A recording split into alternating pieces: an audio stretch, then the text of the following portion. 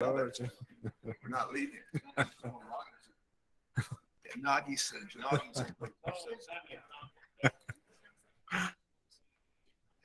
know me.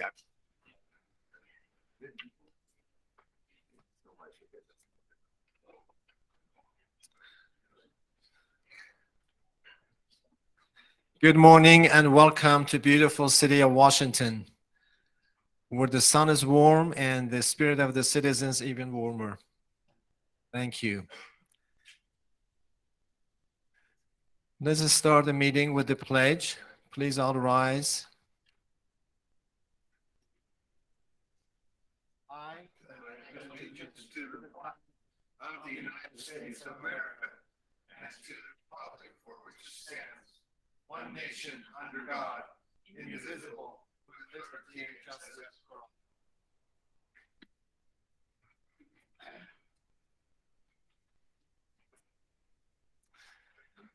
Okay, by way of tradition, we always invite the host city mayor to come forward and have opening remarks. So Mayor Staley, you have the count.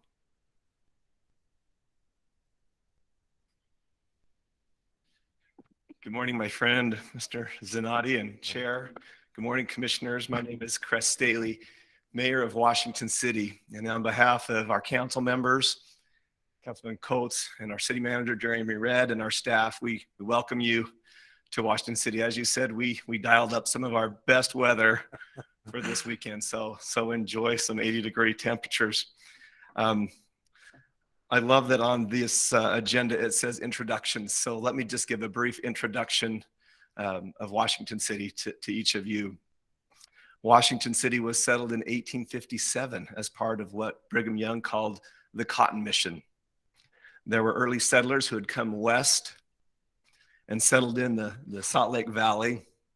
And about the time they were getting settled and established, word came back from Parley P. Pratt and John D. Lee that the climate and the weather and the soils and the water was conducive to growing cotton.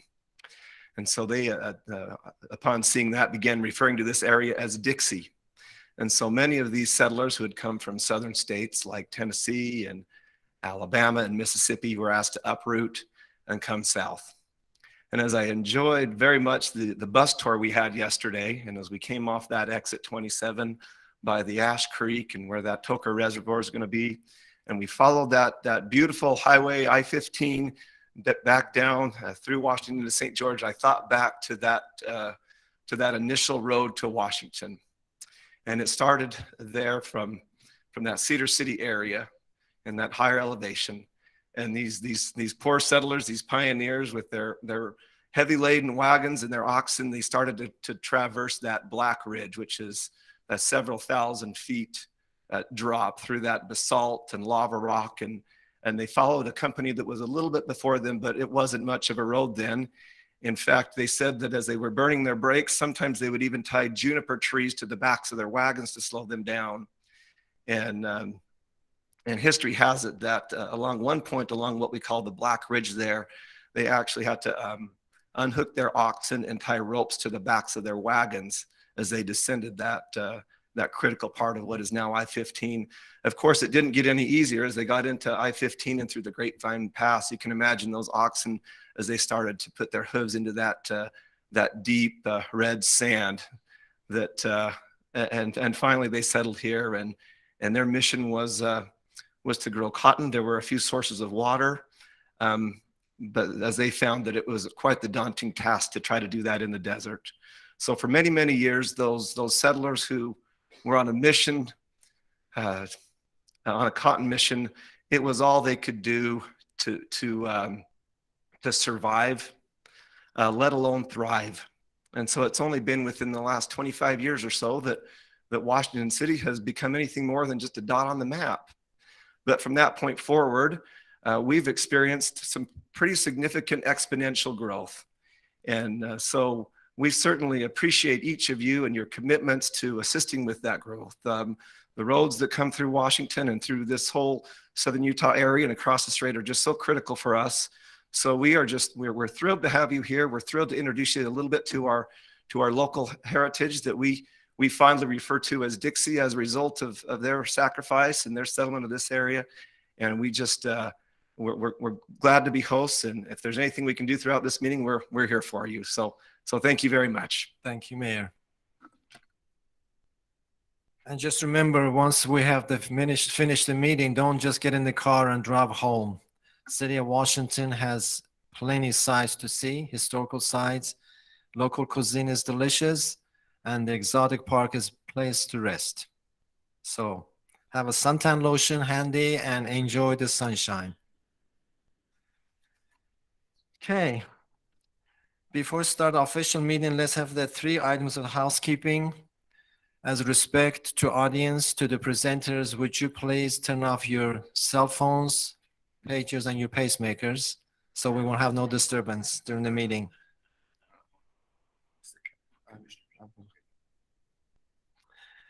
And then when you come to the microphone, this microphone is live, is on. So you don't have to touch it, you don't have to spit to it, just speak to it.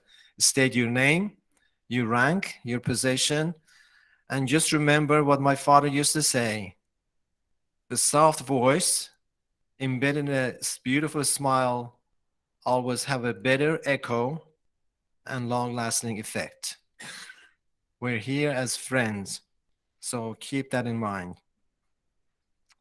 And also, we would like to make sure that if you're here for the public hearing, you will have opportunity to speak. So don't be anxious. We will follow the agenda and I will give you the opportunity to speak about your community, about your concerns. So we will have the plenty of time. Okay?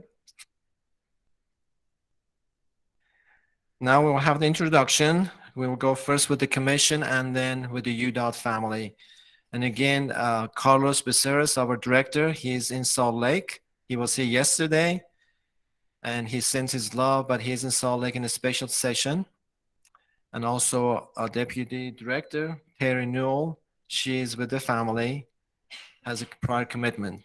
But we have Lisa Wilson. She is watching us carefully with always contagious smile, and she will make sure that we're doing and behaving. So please, we have a watchful eye in the house. Let us go with the introduction of the commission. I'm going to start to my left, please. Good morning, everybody. My name is Natalie Gochner. I work at the University of Utah, live in Murray, and represent Region 2 of Udot, which is Tooele County, Salt Lake County, and Summit County. Wonderful to be with you today. Thanks for having us. My name is Donna Law. I am a commissioner at large, and my home is in Cedar City. Go ahead. My name is Lou Kramer, and I think this wonderful dry desert air has got to my voice, but I'm a commissioner at large, live in downtown Salt Lake. I'm in the commercial real estate business, and to see these incredible rooftops and the growth here on our yesterday's superb tour is really, really exciting. Nagi was telling the truth all along. It's just, who knew? I'm Jim Evans. I represent Region 3, which is basically from Utah County all the way across out to where this great man lives. And so it's just wonderful to be here with you today. Thank you. I'm Kevin Van Tassel. I'm an at-large member for the state of Utah. I live in Vernal, Utah. My roots to Washington go back 25, 30 years ago when my grandfather bought a house down here and lived here for several years. And then, well, I guess he passed away here. But anyway, he was a little unique. At the time he was here, he was 95 and bought a new Oldsmobile 95. So that was in the Washington paper down here, I think. So it's a good thing. Thank you for having us. And my name is Nagi Zanadi. As always, I'm from sunny St. George. And thank you for being here. And we're still waiting for our Commissioner Rhonda Milov. I think she's on her way. Someone, would you please check on her to make sure she's not lost? And I welcome every one of our dignitaries from Washington County, from Iron County, and the surrounding areas. So I'm not going to mention any names. I don't want to miss anyone. So welcome and thank you for support. And we also welcome and recognize our highway partners, federal highway partners, Ivan Morero, Bridget Mandel, and her beautiful daughter, Emily. Thank you for being here and supporting us. So Lisa, would you please introduce our UDOT families? Lisa Wilson, the Deputy Director for Engineering and Operations. Okay. Mark Cole, Commission Assistant. I'm Financial Programming. I'm Bob Kelly, Step Coordinator. I'm Rob Clayton, the Region 3 Director. I'm Parker, I'm the Region 3 Program Manager.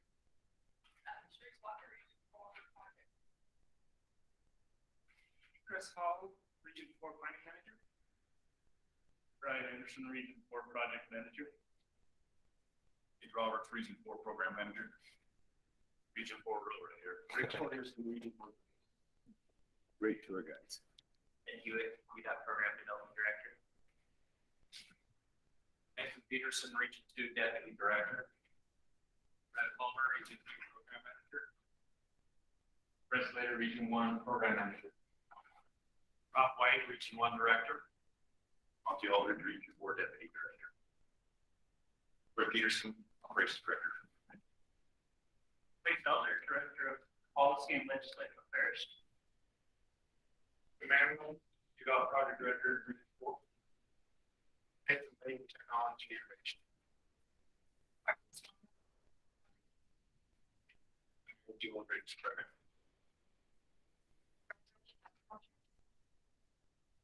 And Bridge Management. You're another Region 4 Traffic Operations Engineer. And Electric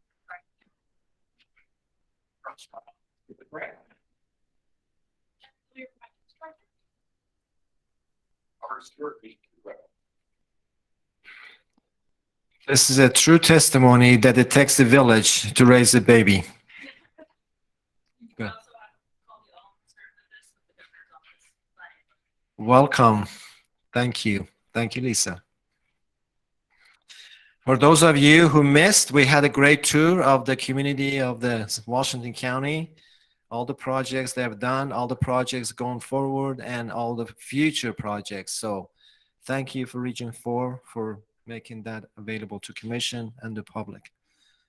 So now we're going to go to local area presentation by Region 4.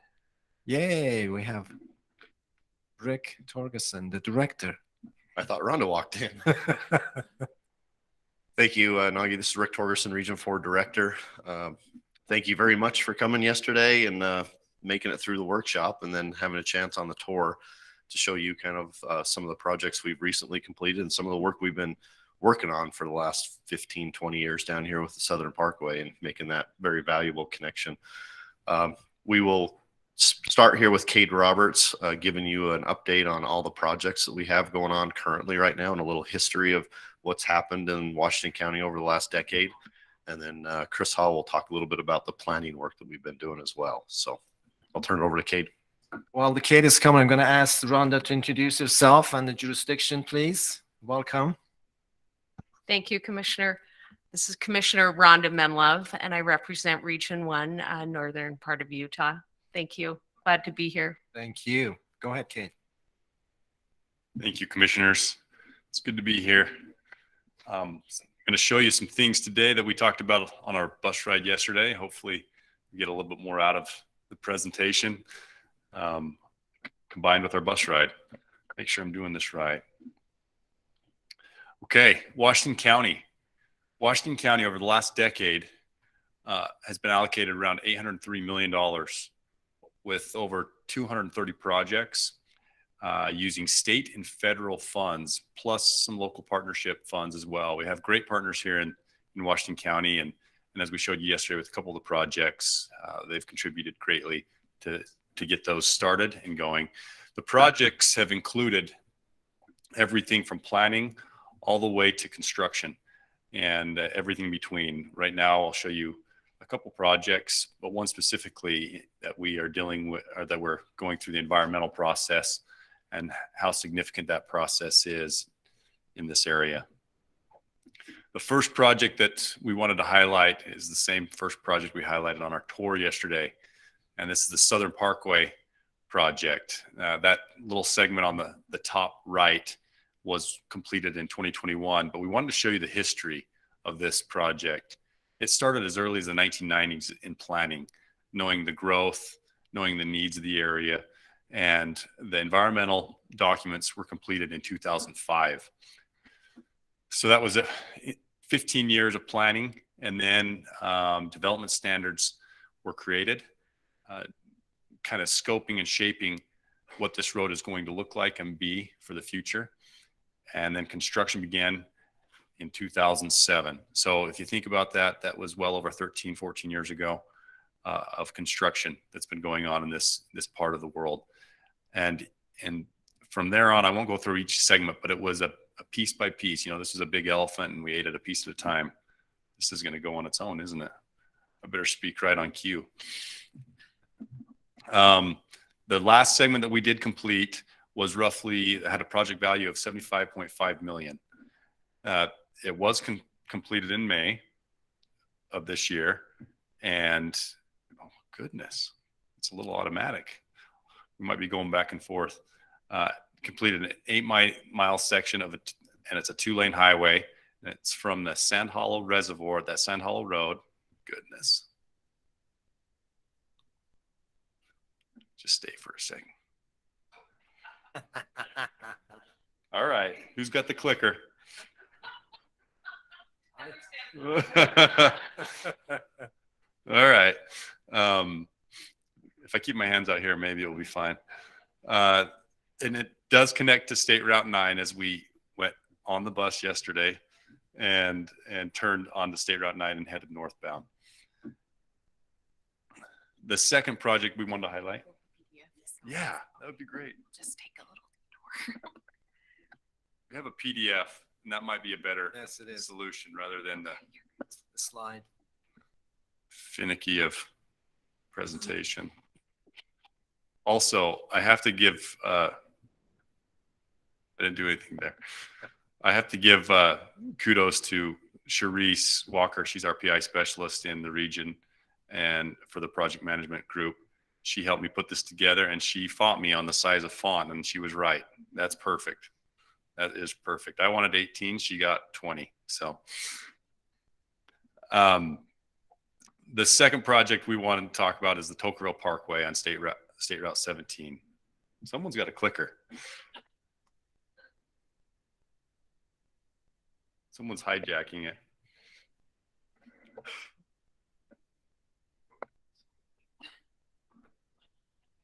All right, Heather, what's the trick here? Maybe everything's so sensitive. What's going on? Take out this mouse. Might be the problem. Okay. All right. Maybe it was the mouse. I don't think it was, but okay.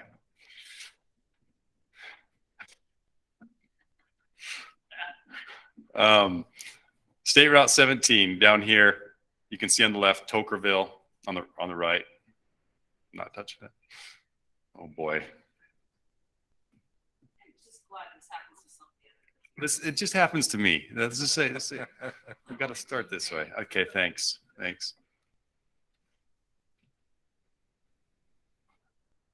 Let's see here.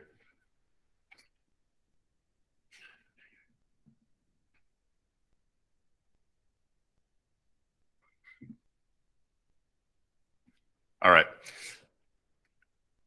This is a couple visuals of the cross section. Ultimately, the Tocqueville Parkway will be built out into a 2-lane barrel system. Oh my goodness, you gotta kidding me. We have another computer. I wonder if it's this.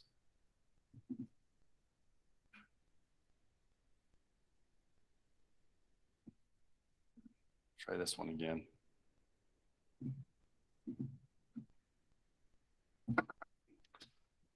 Ultimately be built out to a 2-lane barrel system.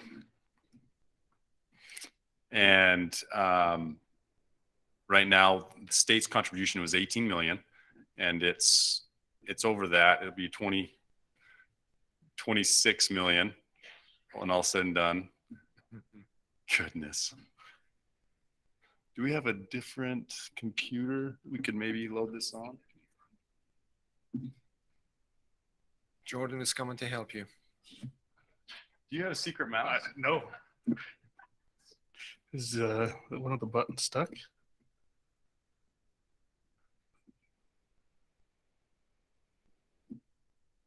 that where you were?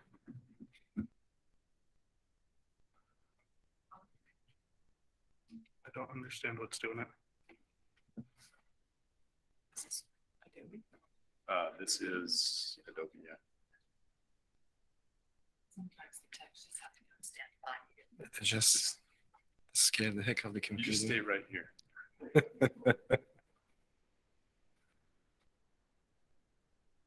It's stopped now. Do you want to try a different mouse entirely? I think we're good. Okay. That's just.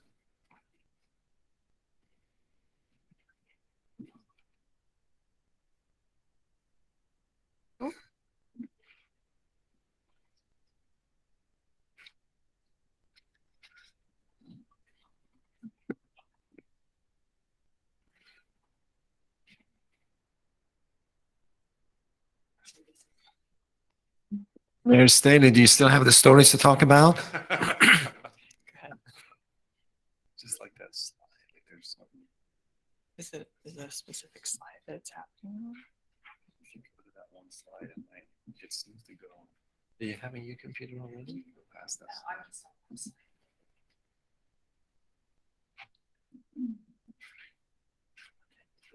it that slide? It's like that slide.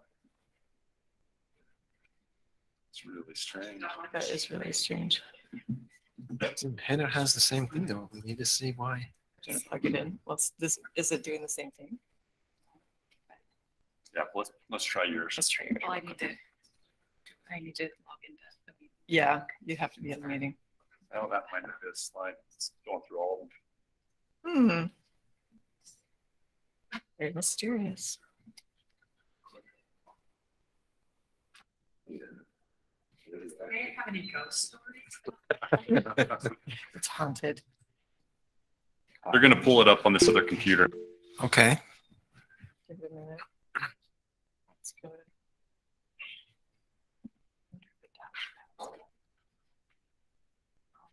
We presented our stuff on a story map through GIS in the past. We thought last meeting, we had a lot of delays, and so we thought we'd do it PowerPoint. We're being showed that we probably should keep it in story maps. Okay, that's the.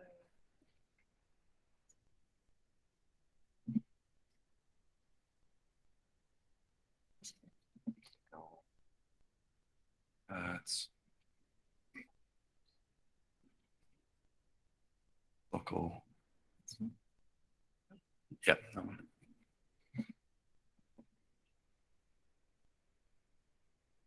That's it. Oh, that's a fact sheet. This one right here. This one? Oh, it says draft. Okay. Mhm. Okay.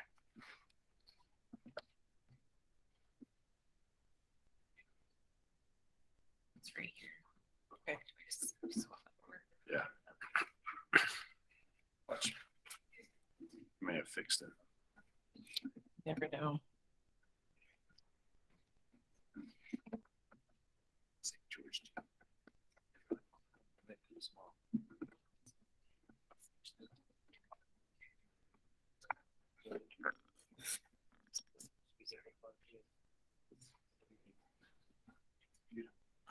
So where is it?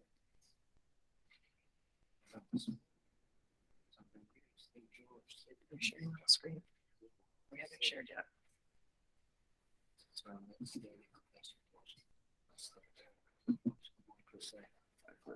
Doing it again? Closest to that is the Ogden 3.2.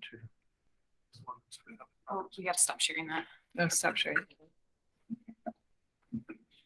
So yeah, it's Serious. Jordan, will you stop sharing now? my system's blowing up. It's unfortunate. It's tough on the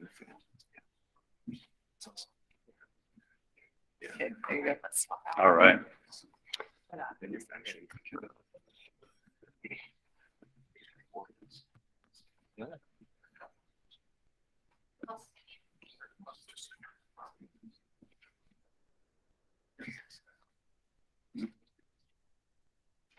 All right, back to square one. Back to Tocqueville. You guys were able to see, this on the tour where the two ends of that Tocqueville Road will tie in, and it provides additional area and connection to some future residential as well as commercial in the area. It's actually going to be a great economic value to Tocqueville, as well as provide a lot of relief transportation wise over the coming years as St. George continues to fill the tightness of how things are growing and the tourism is growing through Zion's. Yeah, that's going to be a fun part, huh? If you come down, I'll take you up to the Hog's Back and we'll look down both sides. Pretty awesome place. Yes, it's been a combination of cost escalation, supply issues, and just their estimates in the beginning were probably a little bit low on a couple things, but yeah, there wasn't some escalation. We mentioned the Northern Corridor. This has been in the works for a long time. The Northern Corridor recently completed the environmental document, and part of the next steps for that document is a plan of development. Right now, that document has defined 500 feet of right-of-way through the area. The plan of development goes in and will really define what is actually needed and what this, it may not be 500 feet. It could be less. And so with the Northern Corridor project and plan of development, it will define it such that we'll know exactly what we will be impacting in the area and how it's going to look when it's constructed.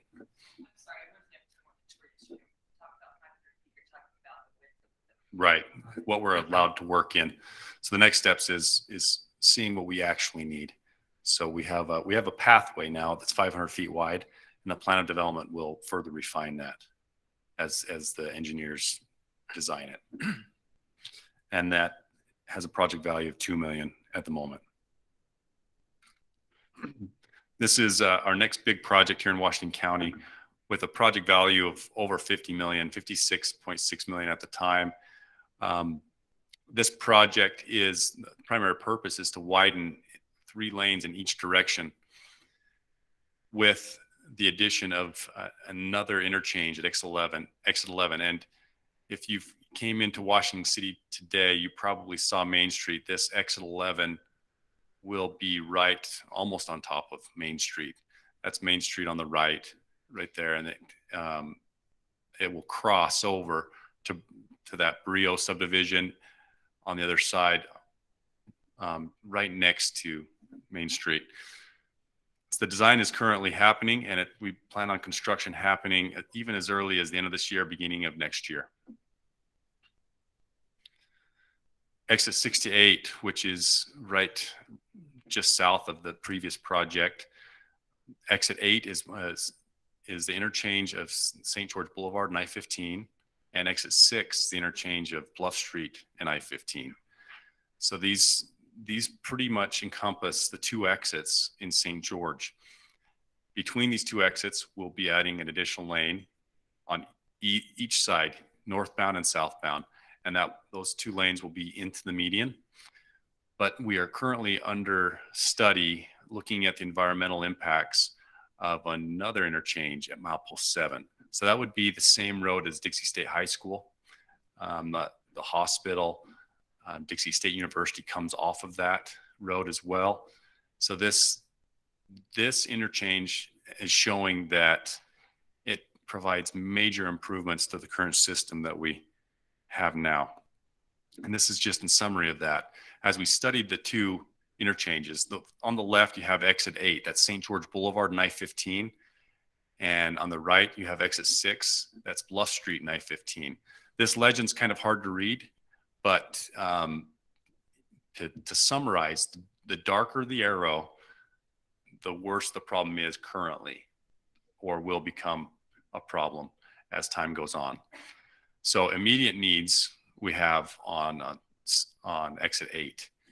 And one of the commissioners, maybe it was Jim, we were talking about the southbound, and you can see that darker arrow. When he came into town, that was queued, or there was congestion all the way to the interstate.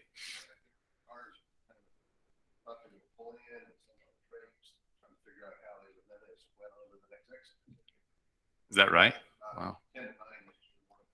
And we're seeing that. So we see a lot of it during our high peak times, which is mornings and in the evenings. And then we're seeing substantial slowdowns, as we talked about with President's Day or some of these other events. We're seeing spring break events right now that are causing the same issues.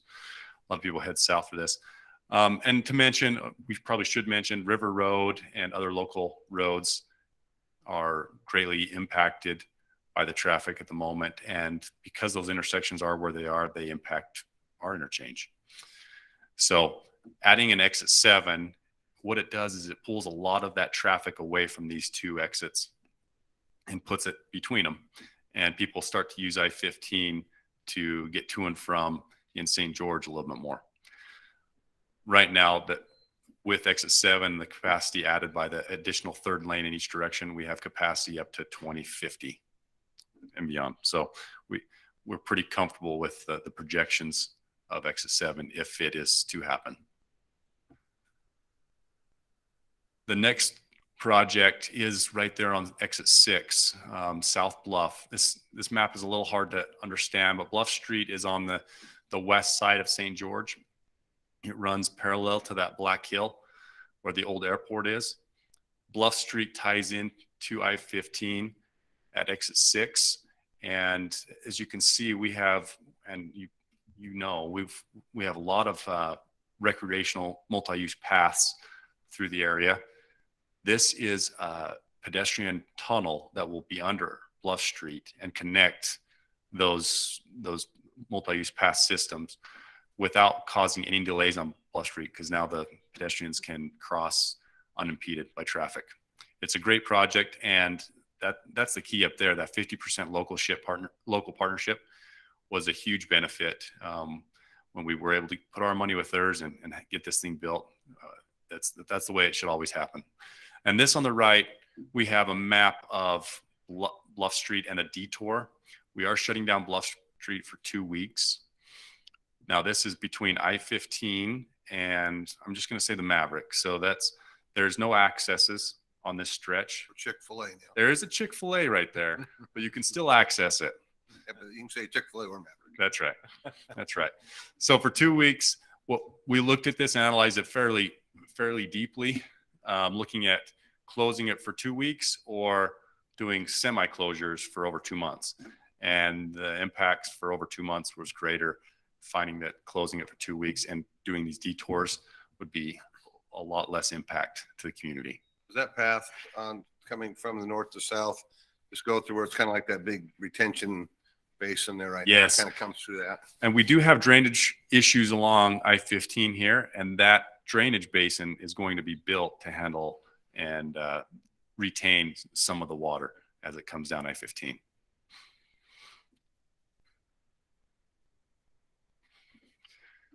We didn't talk about this yesterday, but we do have a paving project, and these often get overlooked or not talked about as much, but they are very beneficial to our roads. You know, keep good roads good.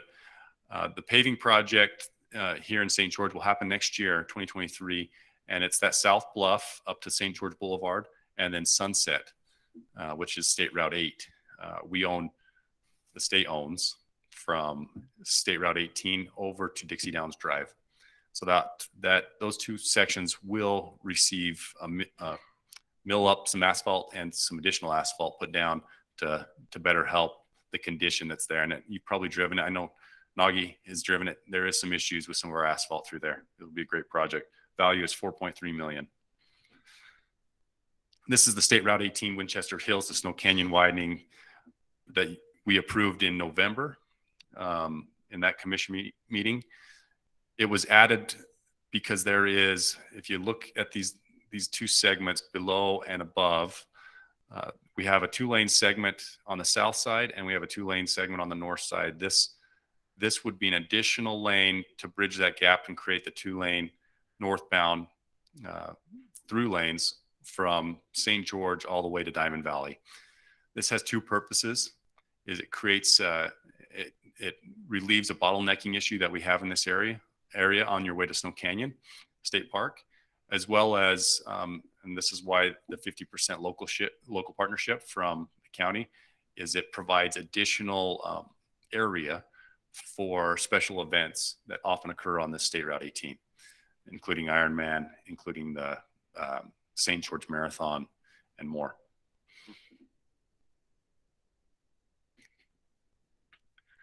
State Route 18 ledges to Diamond Valley will happen shortly after this. It's currently under design, and there's two segments. We don't show the lower segment, but it goes right over the top of that area that we're widening right now.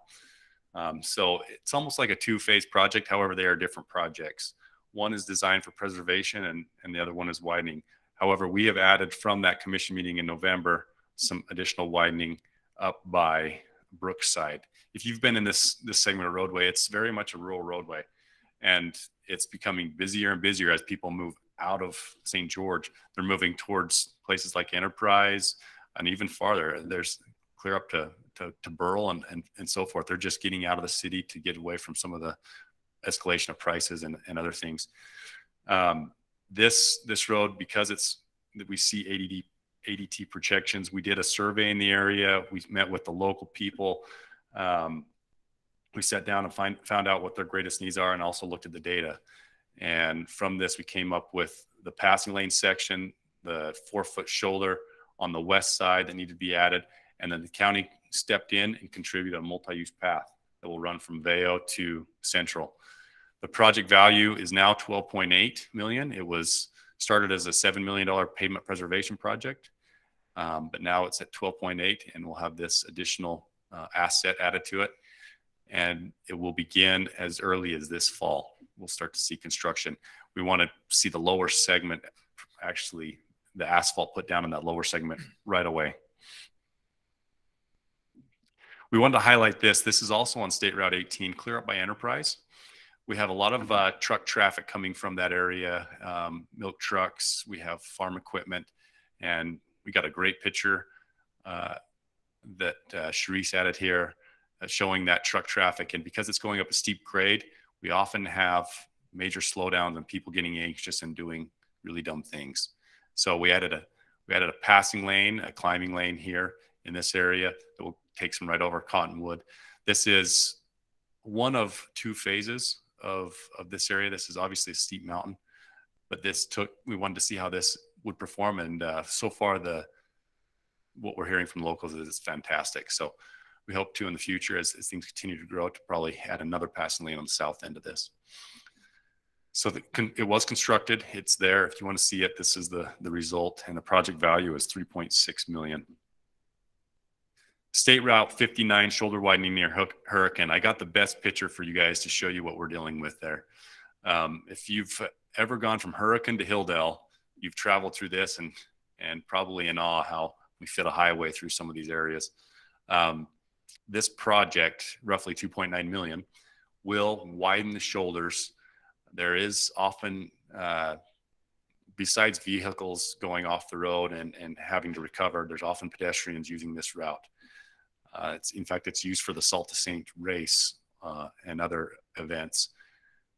This would widen the shoulders to 6 feet, providing a lot more room and a lot more safety, and it's funded from our safety program.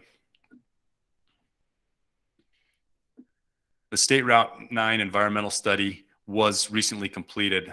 This is a study that runs between the new termination of Southern Parkway, which is right there on the right, to I-15, looking at, as traffic starts to really build on Southern Parkway, what issues are we going to have between those two termini? And as we studied it and got a timeline on it, we broke these improvements into these 4 phases.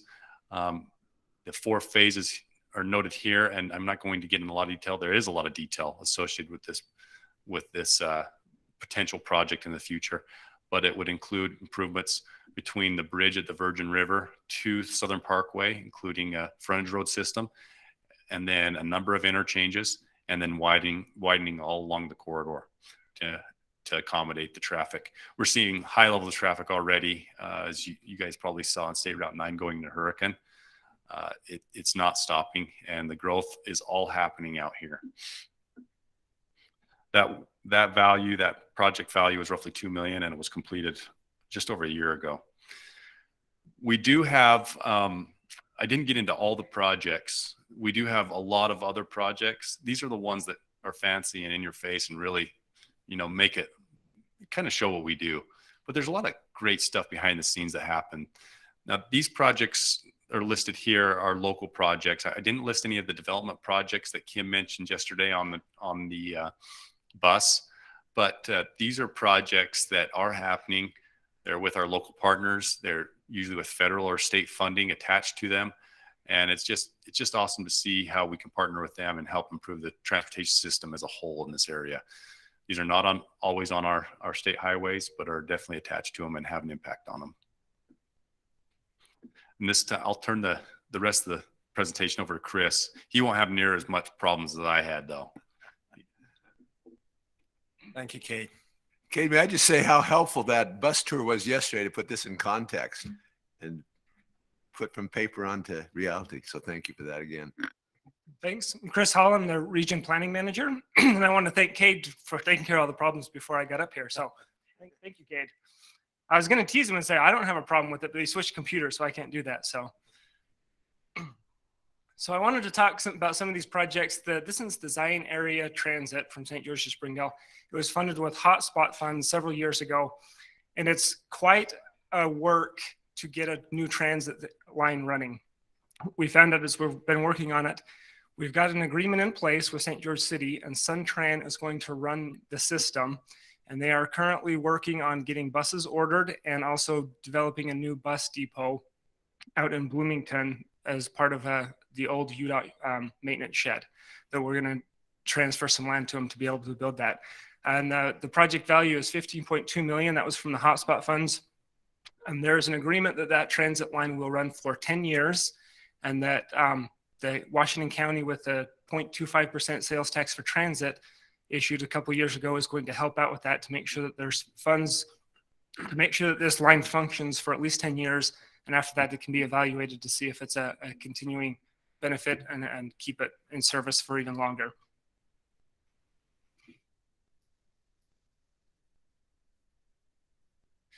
So the next one is the Zion Corridor Trail. And this one's also kind of a local government partnership. It was from the active transportation funds that were approved last year at the legislature. And so this is going to tie in from Leverkin to Springdale all the way to Zion National Park. And this representation on the map here is just kind of the 2 points. It's not going to follow that alignment. It's just a good, shows you the distance of how long this trail is. But it's a project value of $13.5 million. It's quite a distance. It's going to happen in a couple of phases over a couple of years to get it built. Washington County is leading the effort on this. We've passed the money through to them, and they're going to work with all the local municipalities to finalize the alignment in an ideal location. And they're also working with some of the special service district, Ash Creek, to optimize the trail alignment with the utility corridor to minimize impacts and to pull it further away from the highway, so it gives a greater comfort level for the users. We go back to that, Nagi. Please. Remind us the distance and then the land ownership that it crosses over. So it is about, I think, 10.5 miles. I'm not sure.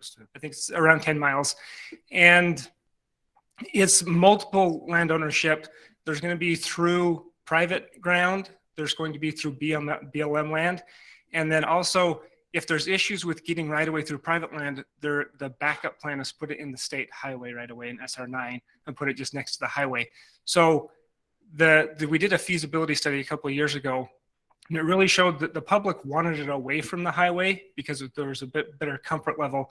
But when it came to the logistics of getting it further away from the highway and the right-of-way process for that public land or the private land, it was decided that we would put it up next to the highway if we couldn't get in anywhere else. Just because the funding, it was too difficult to try and get that amount of funding, sorry. Sorry.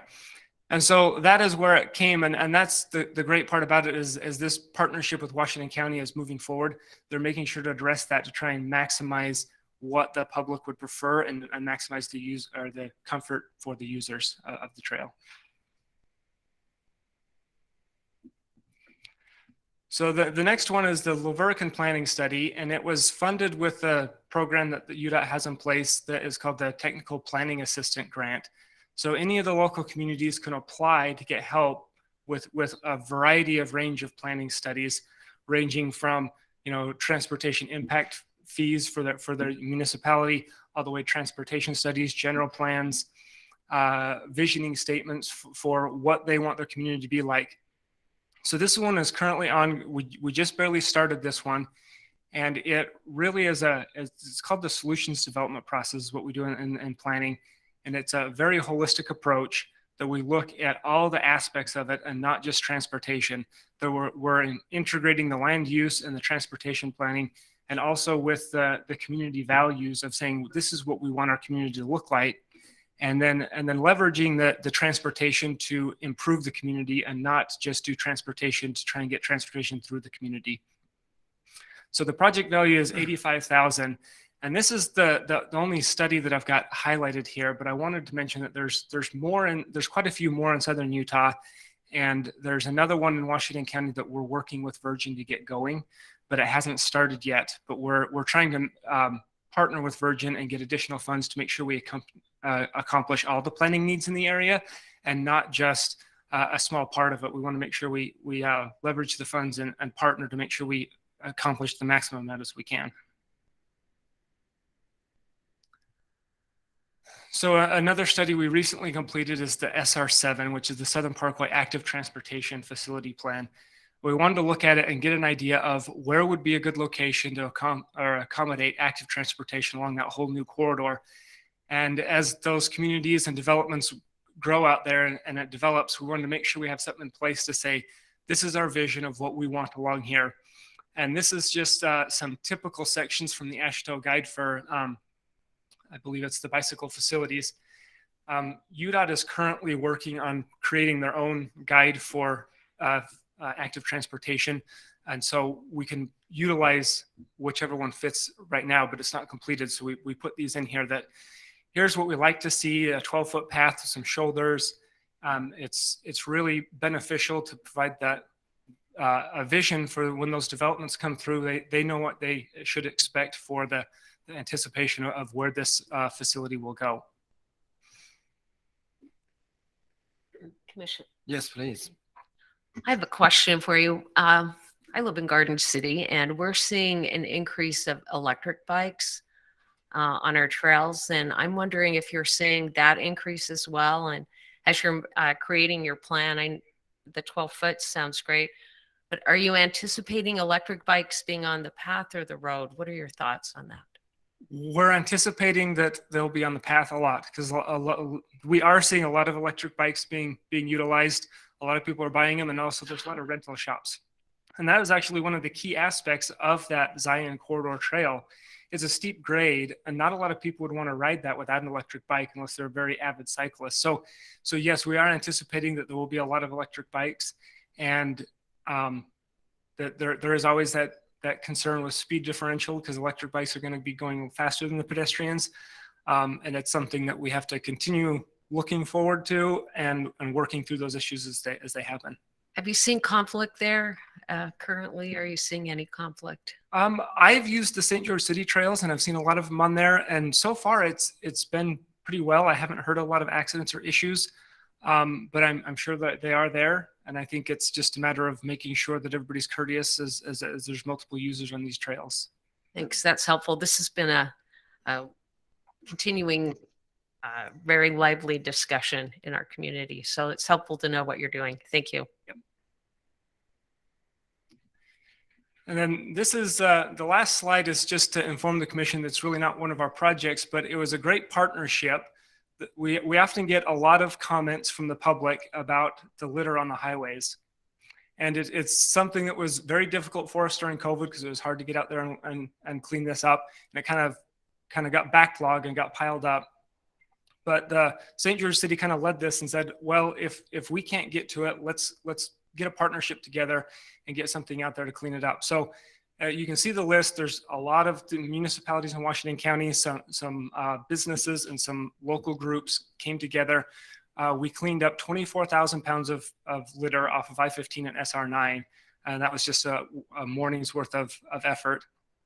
And we just wanted to highlight the efforts of the locals of saying, they knew it was a problem and we were having a difficult time getting to it. And so they pitched in and said, let's all do this together. It was a great partnership and we accomplished a lot. So wanted to highlight that we have great partners in the area and they're willing to help out when we have difficulties.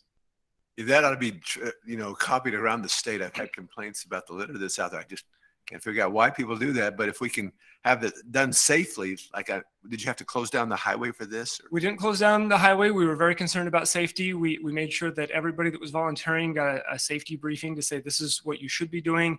We said, make sure, be safe in, above all else, stay away from the traffic as much as possible.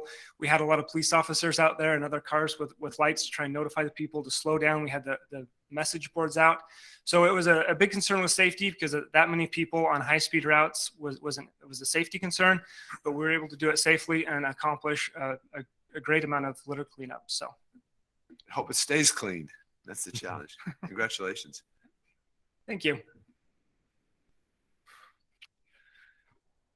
Well, thank you, Region 4. Thank you, Rick, Kate, and Chris. And thank you for all these IT people so diligently working to make it right.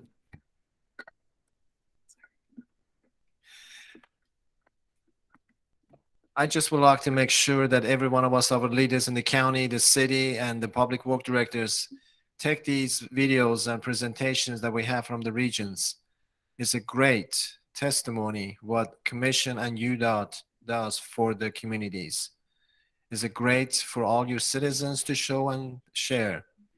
Millions of dollars coming to each community. So you can always show these videos and say, look, your tax dollars going much better than you anticipated. So please use these presentations. Next item of agenda is the Federal Hive Administration report, and our friend and partner, Ivan Marrero, will present that item. Even a better friend now than. I discovered this morning that I cannot button up my first time I worn this in 2 years. No judgment. Thank you. Good morning, Mr. Chairman and Commissioners. I'm Ivan Marrero, and I'm the Division Administrator for the Federal Highway Administration here in Utah. Thank you for giving me a few minutes to report to you some of the goings on the federal side.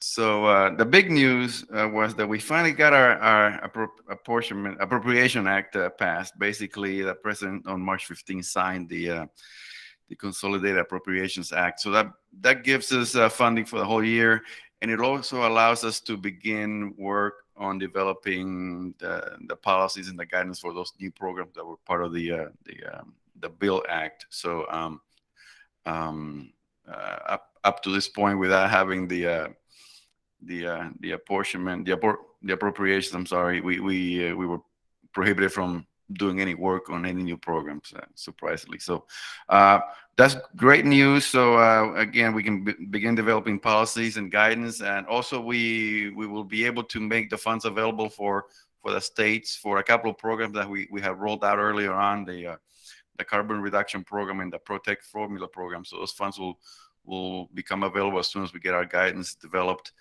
And the other good news is that the National Electric Vehicle Infrastructure program, for that one, there has to be a plan developed, and so now we can allow the states to begin utilizing advanced construction to develop those plans if they choose to. So that's good news. And there should be, now that we have these appropriations, there should be many more new programs being rolling out in the near future. So we'll have much more to report for you next time I'm up here.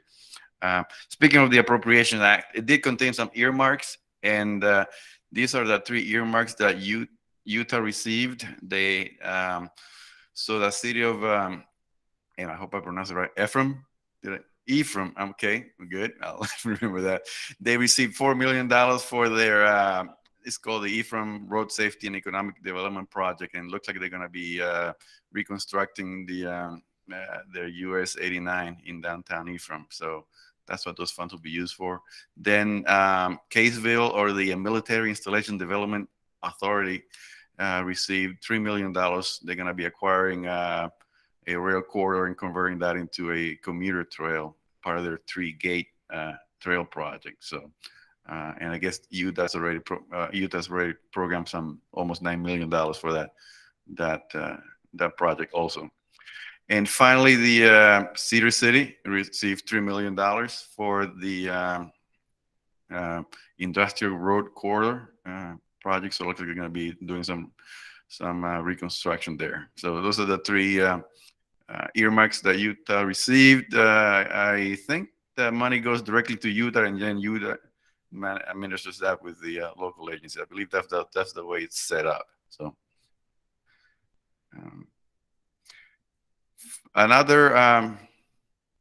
so we have a discretionary grant. This is for the under our National Scenic Byway program. So these funds are available for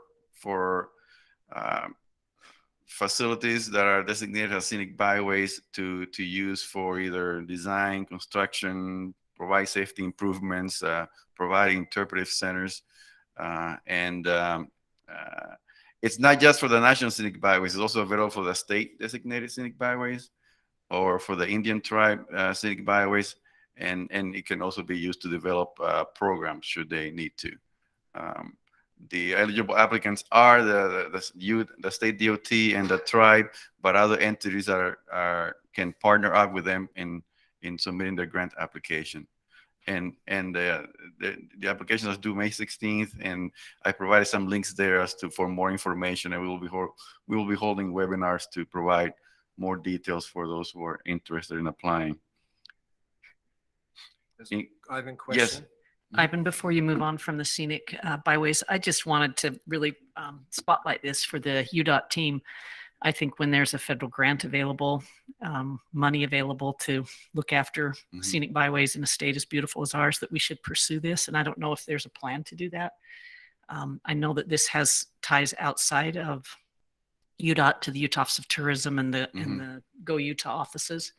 But if there's not a plan to apply for some of these monies, that would disappoint me. So I just wanted to go on record and say that. We will have a rebound from the K. And what is nice is that it's not just limited to the national scenic byway. It can be applied to state scenic byways as well. And this is the map showing that the blue ones are the federally recognized or it's federally designated scenic byways. And then the red ones are the state designated ones. And so we have 9 here in Utah, and I know we're a little competitive, so I just wanted to show that we're running right now in 3rd place, right behind Colorado and Oregon. Colorado has 12, Oregon has 10, and we're there with Florida and Tennessee with 9 designated federal scenic byways. The last item I have is we've issued a notice of funding opportunity. We have combined 3 different grants into this one notification.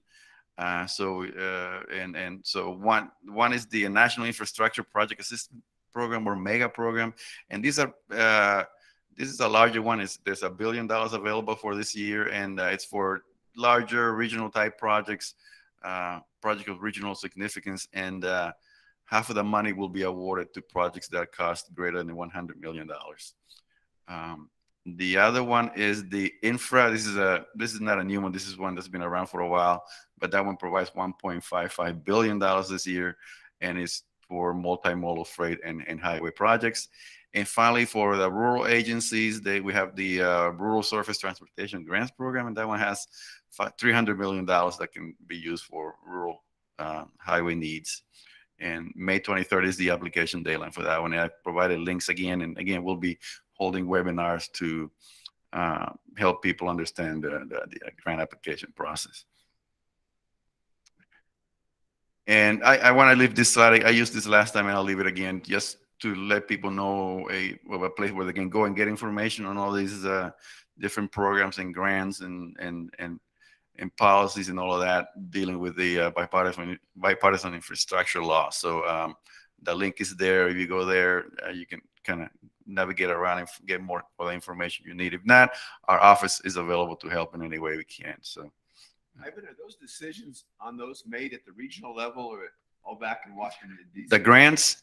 Yes, the grants. The grants are pretty much made at the US DOT level for the most part. Yeah, they, as a division office, we're not allowed to be involved in any way. We kind of, once an agency receives it, yeah, we can help them with all they need to deliver that project. But during the application process, that's left up to the people at the US DOT level. No, not even regionally out of Denver otherwise, but No. All right. Any other Questions? Mr. Chair, Yes. can we just take a moment and celebrate that term bipartisan infrastructure law? That's it's been a long time. It was a wonderful bill. Yes, indeed. Thank you. it was only 12 Republicans though, right? I'm just thinking. That's Just saying that they clearly are excited about it because they're naming it that way. bipartisan. Yeah.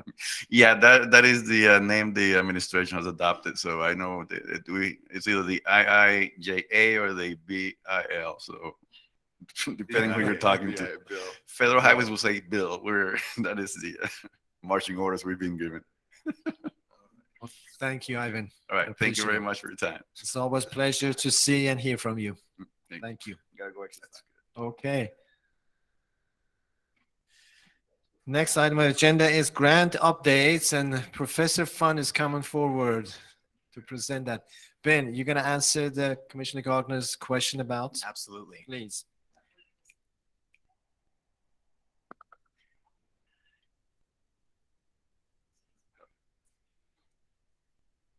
Thank you, Mr. Chair. Good morning, Commissioners.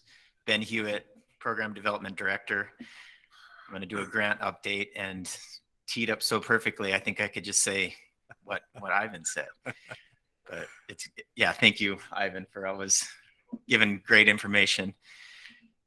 So general grant update, we've got our tracking sheet that we go over.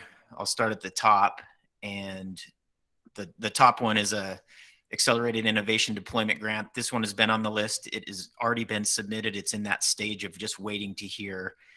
I believe this one, we actually came to the commission in October and got contingent approval so that when it does get announced, if we are successful, then we can move forward.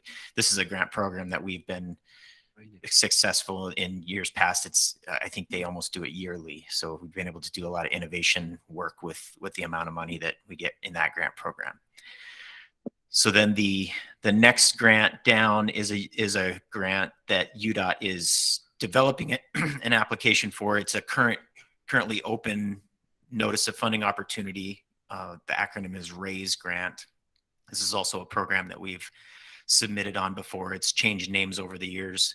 I think it was Tiger and Build over the years, but we have a project that we are already working on, and it's the US 89 University Avenue Viaduct replacement project in the Provo area. And in looking at the criteria and doing an initial analysis, this one seemed like a good fit for that pursuit. So that one is in the application development status. And then I'm gonna move down. I'm like scared to touch it too much.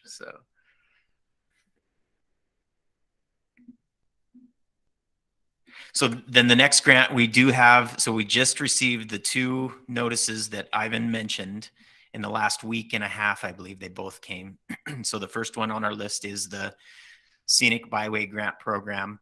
We are evaluating that one. I'm actually even getting text messages as we go about some opportunities and interest. With that one, we have a point of contact and representative, I believe, if I'm saying that correctly, on the Scenic Byway committee. that is part of the statewide effort. And so I think the plan is to work through that committee, and I think it's even part of the guidance that was listed in that to develop some priorities, so gather the ideas, develop some initial priorities for submission in that. So, and I know, like I said, I've got some of the region people that have ideas also. So that'll be a great one.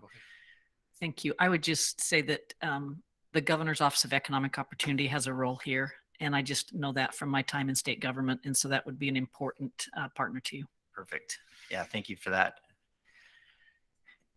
The next one is this one, it was had the multiple grant programs all in one notice. Multimodal project discretionary grant opportunity. It had the mega project, the infra, and then the rural.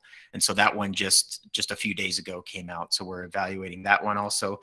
Those different programs have different criteria. So we'll look to find some best fits. These ones it's going to be interesting because there's short time frames. And I mean, we have a list of the different grant programs, but there's not always a definitive time when they're going to come out. So when they do come out, it's like, okay, ready, set, go. So we're trying to position ourselves well to develop some candidate projects, but that one's in our UDOT evaluating category. We'll probably be doing more of these grant updates in the near future because of all these grant opportunities that are coming out. So I'll just try to keep this updated on the status on all those. And then the last two on our list are placeholders. And these are the ones that we mentioned yesterday. And this is a placeholder because there was legislated match money that it was set aside in the bills that we referenced yesterday. So I'll keep these on the list as placeholders with the match amounts that were from the bill. And then as those notices come out, we'll be able to tie them to grant applications and move forward with that. So the list is starting to get a little bit longer, and it'll probably keep growing. So any questions I can answer at this time? Just amazing that how much UDOT is just always looking for the opportunities to get those grants in place, applications in place, to get more money and do more projects. Thank you. Yeah, thank you. Next item agenda is the UDOT scoreboard, and we have Carmen Swanwick and Troy Peterson to present.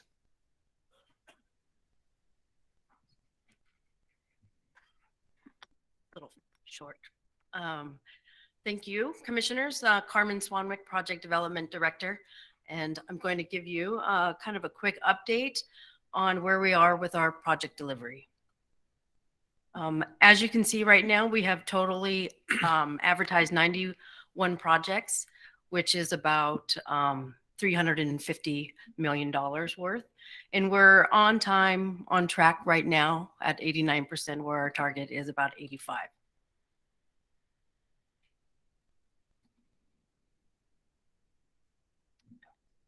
So over the last month, you can see we've advertised another 200 and about $30 million worth of projects.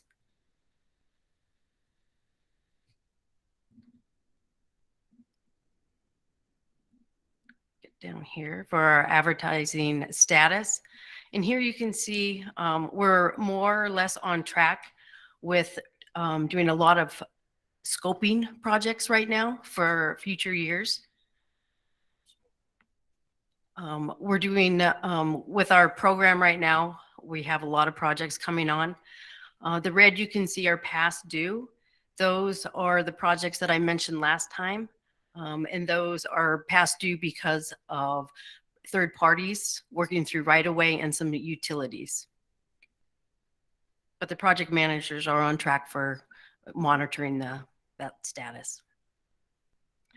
Getting down into our construction contracts, there's 148 projects right now. We're more or less on track. We're a little low through December, and getting this updated. Number looks a little different. And you'll start to see our contractor payments start to increase because the weather's starting to get nice, and you'll see a lot more construction projects coming onto the roads. And so you'll start to see these payments start to come back up.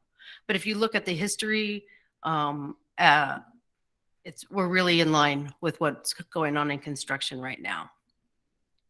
Getting down into contractor award and engineer's estimate. We have been pretty successful recently. Our bids have come in within the 10%. We have asked all of our project teams to go back and reevaluate our estimates because of what is happening in the industry with the volatility. And so all the project teams are really looking at that right now. And next month, I'll be giving a presentation on,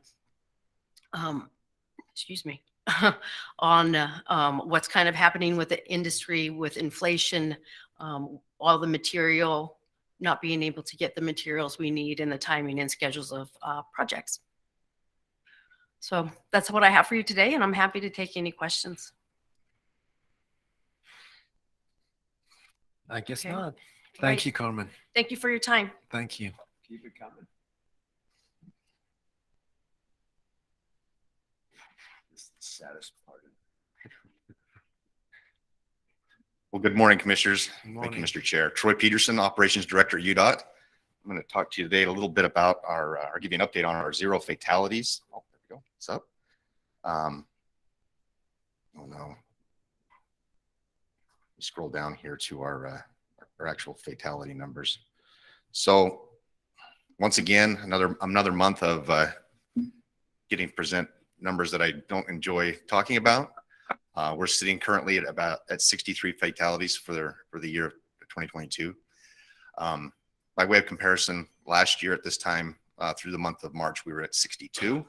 So we're on pace to be, I mean, right now we're higher than we were even last year, which is not a goal we want to be trending towards. Our target, I want to remind you on the target is a 2% reduction over a 2.5% reduction based on the last 3 years. So we take the last 3 years and try to lower that as we hopefully take that trend to zero.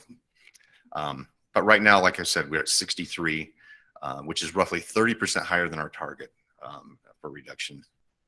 Not an impressive number there. One other thing, yesterday there were some conversations about wrong way drivers, and I just wanted to maybe update real quick some of the numbers. There was a lot of numbers thrown out there, percentage of this, that, and the other. So I had our team look at interstates in Utah and look at the wrong way driving and see what that percentage of impairment was. And the number for the last 4 years averages out about 88% of those wrong way drivers, when a fatal crash happens, is a result of an impairment, which is a very high number. Nationally, when they talk about wrong way driving crashes, when there's maybe not even a fatality, that number is around 60%. And we are trending on those interstates within Utah are about 58. So we're right there on the crashes whether or not there's a fatality. Just total crashes with wrong way drivers is about that 58. So we're a little bit lower than what's trending, but we're right in line there. One other thing. Impaired include elderly? That was kind of the issue yesterday. No, elderly are not impaired. Thank you. I appreciate that. But impairment does Jim asked me- include everything from alcohol, drugs, prescription drugs, and things like that. Yeah. I hope that's the question you asked. Commissioner Evans asked me to ask. I was asking for a friend.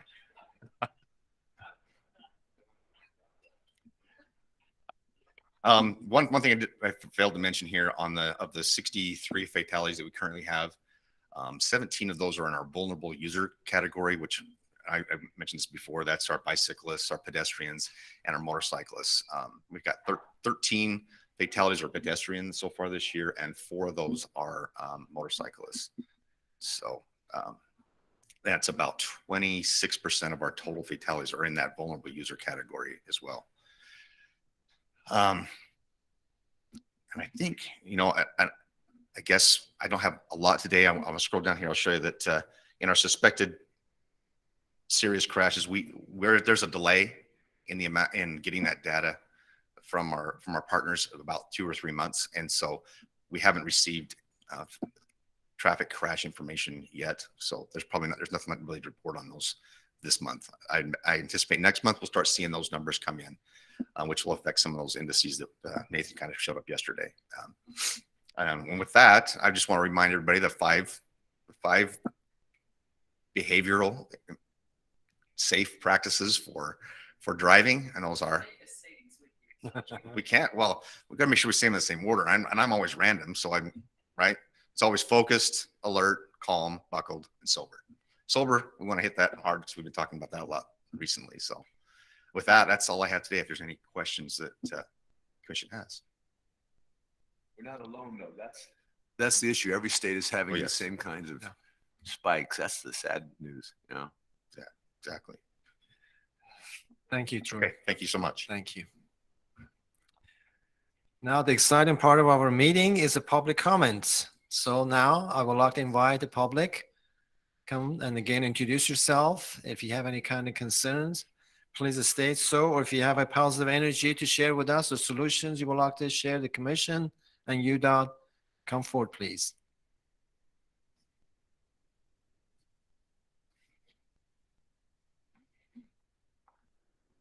Thank you very much for the opportunity to be here today. I'm Garth Green. I'm the mayor of Cedar City. I'm accompanied here today with Councilman Scott Phillips and Council Member Terry Hartley. They'll give them a chance too. They said I had to go first. Okay. I appreciate the opportunity to be here. I've only been the mayor less than 3 months. One of my first jobs was to cut the ribbon down on the Coal Creek Bridge. I think that thing's been in planning for like 20 years.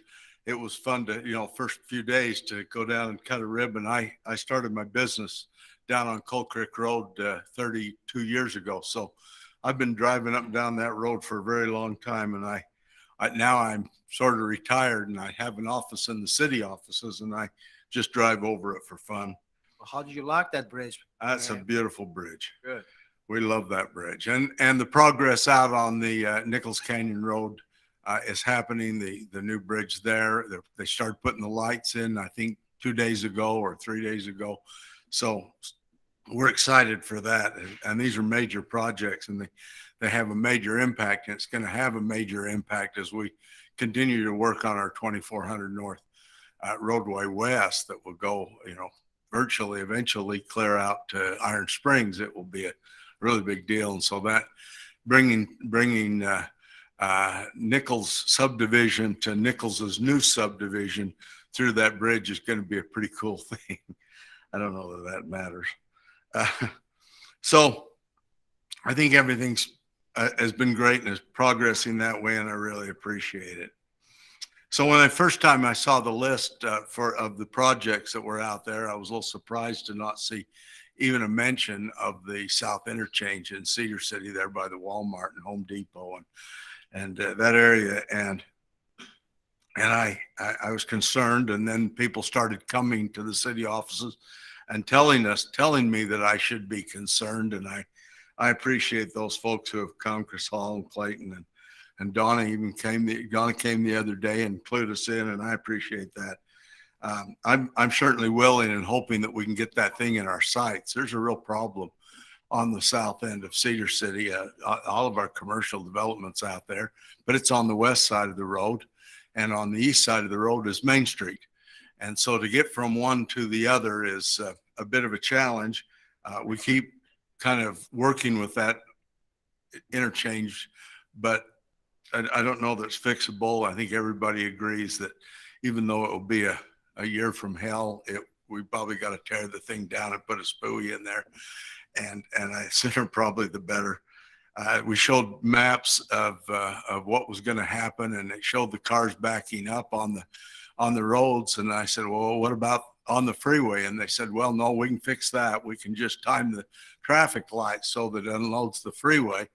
And I thought, well, I don't know where that'll get unloaded to. So we have a problem in our infrastructure, and I think that the freeway has a problem on its, and it's going to have to be fixed by an interchange. We have massive growth on that south end of town, and Donna lives up in that area and drives through there often, I'm sure. And we're just developing like crazy up on the hill beyond Home Depot.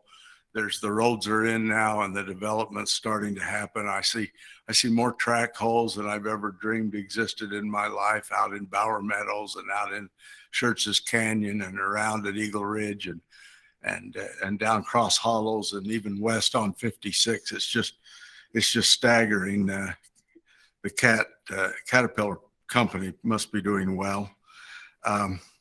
That's super. So that's basically where we're at. We'll have a rough year, but we ought to at least get started. We need to get it on there. They project this interchange will literally fail. It's failing now, and it will get an F very soon. And we don't want that. We need to connect the two. There are ways around that we can get through neighborhoods while it's going on, but it needs to be done, and it's there. It needs to be on the list. We need to do what we can with environmental impacts or studies or what. I'm brand new to government. I don't know how this all works, but you do. And whatever we need to do from the city standpoint, I stand ready to do it. I know my fellow council members are certainly we're willing to do whatever we need to do to try and get this thing moving forward. That's our message today. Thank you, Mayor. Thank you, Mayor. I have never been in a room with so many program managers in my life. Wow. This is just half of it. The other half is up north. Oh, there you go. Good morning, Mr. Chair and Commissioners. My name is Scott Phillips, and I serve, as the mayor said, as a member of our Cedar City Council. And it's a great opportunity for me to speak to you this morning. Before I talk about my concerns on transportation issues, I want to thank you. I want to thank you for your service to our state and to the millions of visitors that come to our state each year to get them around to see all the natural wonders and amazing things in our state. But I would be remiss if I didn't also offer my heartfelt gratitude for the work that the Udot people have done in my community on the Cold Creek Bridge. It is an tremendous improvement to our traffic flow, and also the work being done on the Nicholas Canyon Bridge over I-15 and what it will mean to our community. So I thank you for that support. I was amazed at all the projects in Washington County. And so we're hoping for just one or two up in Iron County. Today, I want to talk about Cedar City. And I want to speak about our unprecedented growth that is going on in our community and how it impacts our transportation.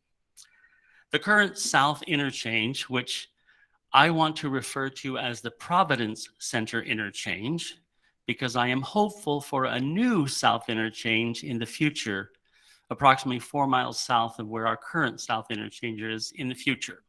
So I will call it the Providence Center Interchange. Currently, 62,000 people call Iron County home.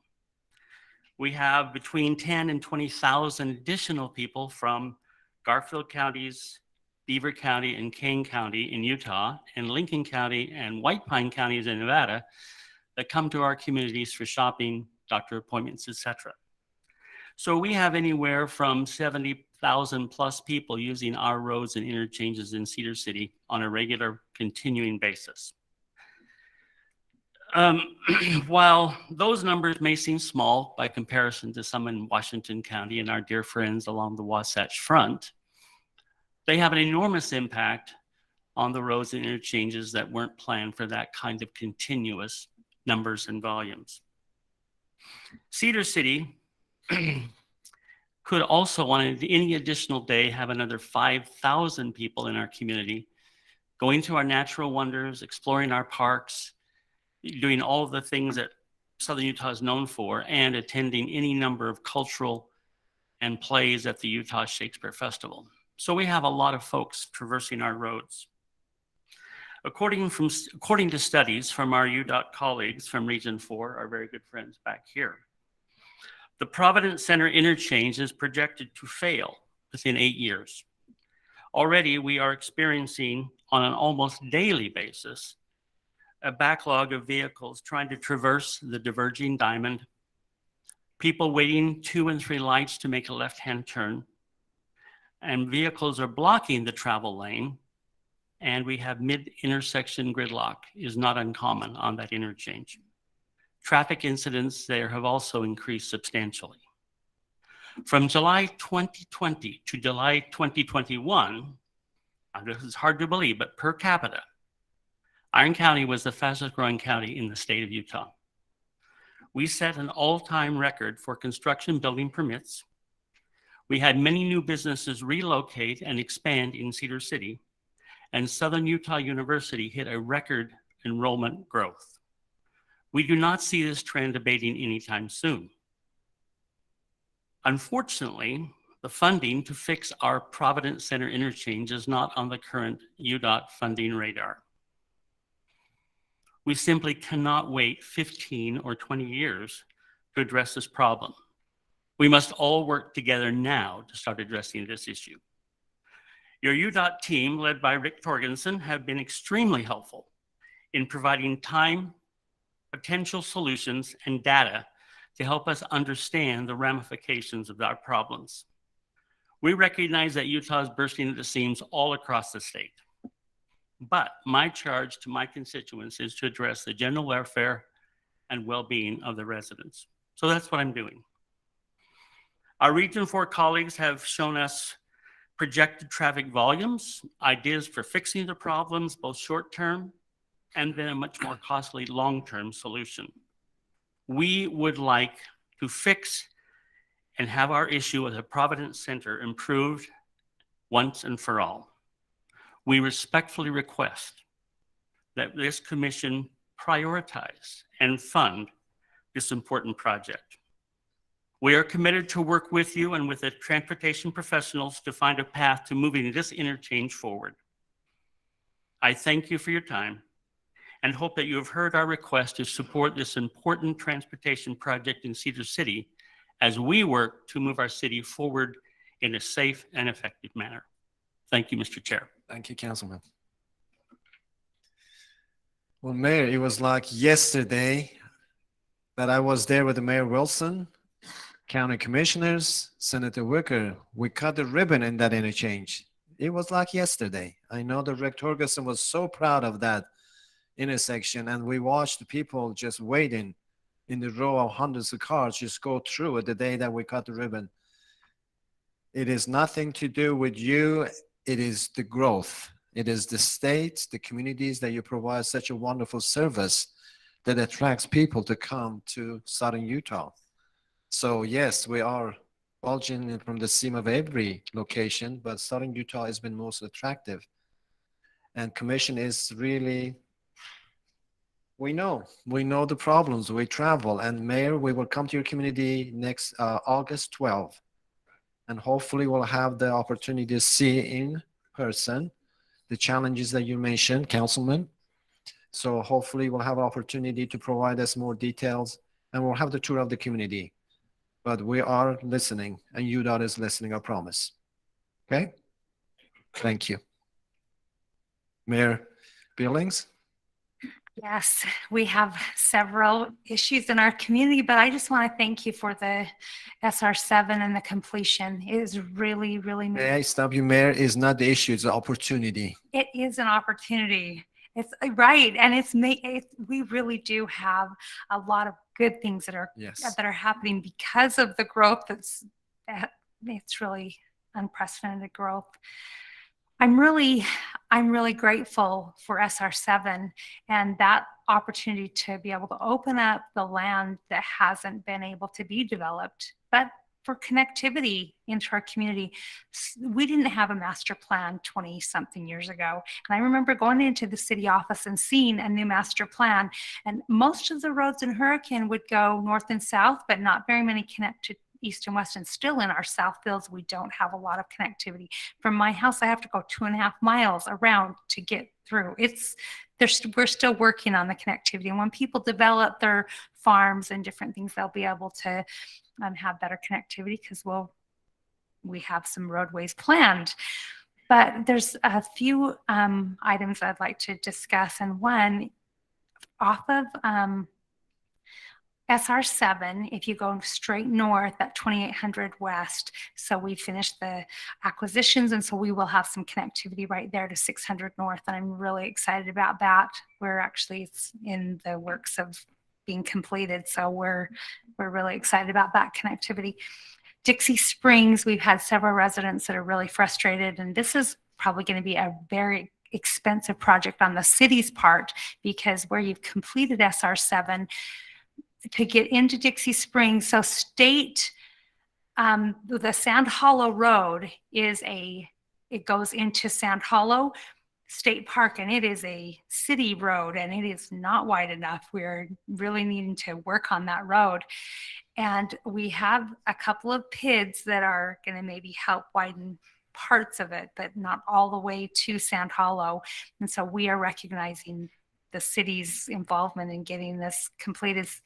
If you've ever turned off for the I was telling you about for the last 100 years that Hurricane's been built, Sand Hollow wasn't there. It's only 20 years old. So we're still trying to figure out the connectivity here. But the issue with that road is we have Dixie Springs that's been developed. And so there's a lot of people that live in that area, and also Sand Hollow Resort area. And so just more people moving in, but it's only one way in and one way out. And so we're wanting to connect to SR7, but there's a cliff and some very serious things there. So that's just something we need to put on our, on that. But also I just wanted to mention about 59. So when you leave Hurricane and you go up the Hurricane Hill, and that's just a really crazy hill, and to try to expand that, I don't know the answer, but Apple Valley has approved thousands of permits, and our community, we've had some PIDs come before us, and there's about 5,700 right up on the hill. And I'm concerned specifically, they're trying to solve the problem up on the hill with an interchange, which that makes sense because you can't just turn right off on that corner, the curve, but to have that many people access that portion. So I'm really grateful that, Cade, when you're talking about the expansion on 59 right up there, that really is necessary, and I'm really grateful because that's going to solve some of the problems there. But I think coming down the hill is probably something else we really need to address in the coming future. Okay. Thank you, and thanks for all your work. Thank you, Mayor Billings. Thank you for that tour yesterday. The tour was very helpful, Mayor. Yeah, we also had a tour a few years ago in the location of the 59, just climbing the twistback. So we are aware of that, and the Region 4 is aware of that. But they have done the marvelous improvements on 59, and widening the road, the shoulders, passing lanes, and has really done a marvelous job to saving lives. But we will do it. Next. Oh, Mayor, you have something more to say. No more stories. Mr. Chair, Commissioners, Mayor Staley, Washington City, Mayor of the second largest and fastest growing city in Washington County. And I have two brief thank yous. As such, we appreciate UDOT and your partnership and your commitment to help with approving and the funding of the new Exit 11 interchange, which happens to be 5 blocks north of this building. That will just be a marvelous addition to our city. We appreciate the partnership. We think that plays toward the solution of the congestion on Exit 10. So I wanted to thank you on behalf of Washington City for that, and also wanted to express our appreciation for your support of an Exit 12 off the Southern Parkway. We toured that yesterday, but that SR7, that Exit 12, will provide access to a road that connects Washington City and St. George. It's an 85-foot minor arterial road that will connect all the way from Washington City clear over to Santa Clara. And in fact, the connection between Washington and St. George is right there at the Red Cliffs Temple. So we appreciate your support and your commitment, not only with the new interchange off the freeway, but also with the approval of the access off the Southern Parkway. Thank you. Thank you, Mayor. You notice how many times we mentioned, or our staff or the mayors mentioned, 3 beautiful words of partnership with the local communities. In behalf of our commission, we'd like to say thank you for your willingness to partner with us.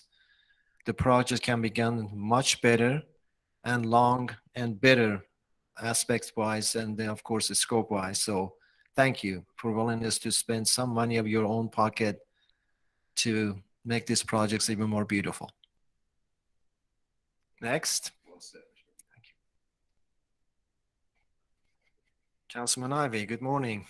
Good morning, Chair, Commissioners. I just want to share our appreciation for you being in our beautiful city today. Donna, how are you? We're classmates. Well, We just, no, we don't have time for that. But I just wanted to quickly say thank you. We appreciate your responsiveness to our growth needs and our concerns, and we appreciate each one of you and the work that you do. Thank you. Thank you, Councilman. Good morning. Yes.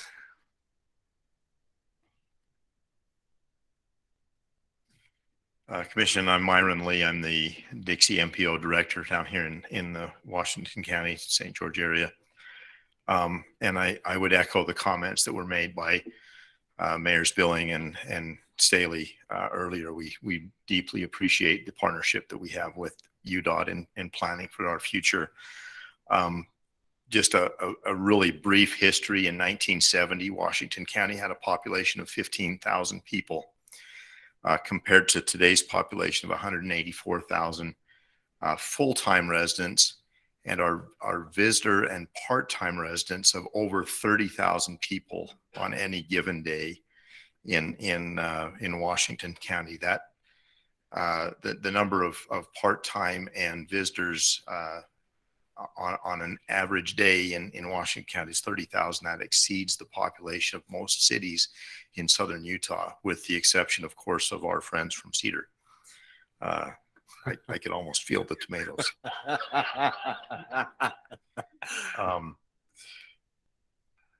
As we move forward and as we plan for the future as an MPO,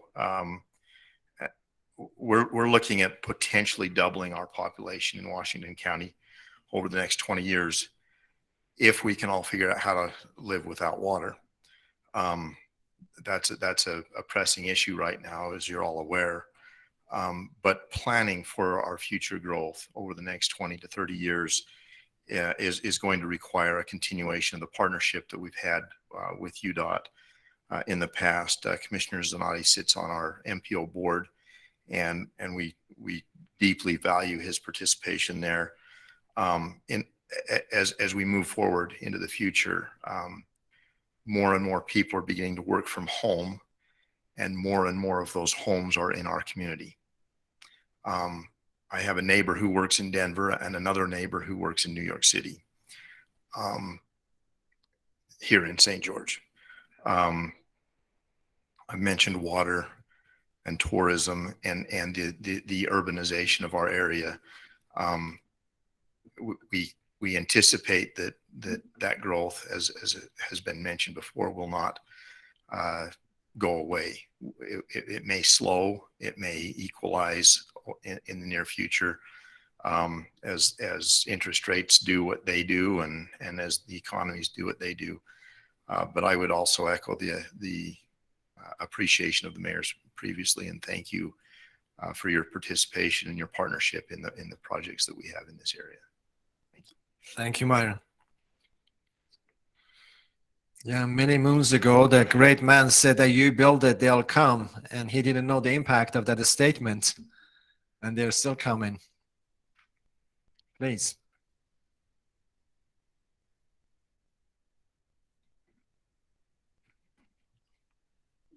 Good morning, Commission. My name is Harrison Johnson. I work for Hilldale City. I've been working with Mayor Donnie Jessup, Hilldale's first female mayor, for the past couple of years, representing the city in its utility department, and then obviously now I work for the city manager here. I'd like to echo a little bit what Mayor Billings talked about with SR 59. That's our main access to greater southern Utah. And I've been working with Tracy Munson and Chris Hall, who've been fantastic members of the Udot team and have been super helpful and just fantastic to work with. As part of the greater Zion community, we've seen a lot of the growth that everyone else has kind of seen. And as a community that has definitely seen its fair share of headlines, we're starting to become a place that people want to go and people want to drive through. So it's been a big growth that we've seen in our town. It's been a big growth of the traffic that we've seen of people who were driving through to get to Canal or get to those areas around the national parks. So we've seen a lot more traffic. One of the main reasons I'm here today is as a direct response to what we had happen over the summer this year, or actually just a few months ago, probably 4 or 5 months ago, when we had a fatality on the Arizona side on Highway 389. SR 59 turns into 389 at the state border. The road is pretty much the same concrete, except for a state line. For us in the community, it bears little difference for us. And unfortunately, what we had is we had an individual that was impatient behind a passing lane and then decided to go around and unfortunately struck a family, killing the mother. So it's unfortunately that's something that the Arizona side is dealing with now. They're going to, ramp up the resources. But on the Utah side, where we are, we suffer the same exact road conditions that 389 does. So we know that it's really not a question of if a fatal accident occurs, it's when. The highway is very short, and the speeds that we have that come down to SR 59 at that point are pretty high as they come through our town. And there's a lot of highway access and road access, and the town is currently working on getting together to make sure we have an overall transportation plan and working to make sure that those safety hazards are reduced. And we hope, and we will be soon in the future, coming to you as a commission, I'm assuming to really work on a plan to sort of slow down the traffic there, find ways to both allow access to the town, but also make sure that the hazard and safety mitigation is done in a proper way. So we hope to continue to work forward with your guys' team. Again, they've been fantastic. I can't praise it enough. Mr. Tracy Munson came down to our community several times to discuss with us. Chris has been fantastic. We've had a fantastic working relationship with those individuals. So we're really excited to see where that goes forward. And I'm sure we'd also love to extend an invitation to you guys to come down and see our community. I'm sure Mayor Dania would love to show you around. She has a story. She's got a fantastic experience that is unique, as our community obviously is pretty unique in comparison to a lot of others. So we've got a unique problem. We'd love to invite you guys to come see it. We are hopefully and increasingly becoming a place to visit, and we have some beautiful cliffs and some beautiful towns and stuff like that for people to come see. So thank you, Commission. Thank you.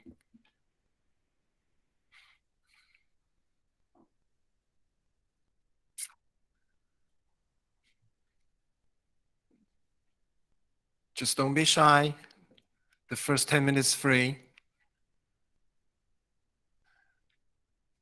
Yes. I'm going to ask for that too. Yes, we now invite all those that are online, that they have not the opportunity to be here in sunny St. George and Washington. If you have anyone, please state your name and state your concerns. Mr. Chair. Yes, Andrew, my dear friend, how are you? Very well. Good morning, members of the commission and colleagues at Udot. This is Andrew Gruber. I'm Executive Director of the Wasatch Front Regional Council. And I'm sorry I'm not with you, Chair Zanotti, in sunny southern Utah today, but it is a beautiful day up on the Wasatch Front and all over our great state as well today. I appreciate the opportunity to speak with you briefly today, and the members and staff of WFRC offer our sincere appreciation and admiration for Udot's efforts and successes and partnership in the 2022 legislative session. The actions that were taken by the legislature and the governor would not have occurred without the dedication and professionalism of Udot and the trusted position that Udot deservedly holds. Now, all 4 of Utah's metropolitan planning organizations, along with the Utah League of Cities and Towns and the Utah Association of Counties, have adopted 4 principles for state infrastructure investments. And those principles are: 1, invest in infrastructure; 2, support multimodal transportation choices; 3, utilize the professional planning and prioritization process; and 4, be fiscally prudent by balancing current infrastructure investment needs with long-term fiscal stability. Now, this session, the legislature and governor's actions advanced and adhered to these principles, building upon the great progress made in the previous year. They appropriated, as you know, a total of $1.2 billion in one-time funding to transportation infrastructure, with no additional debt being authorized. In fact, the one-time funding will reduce the bonding needed in the years to come.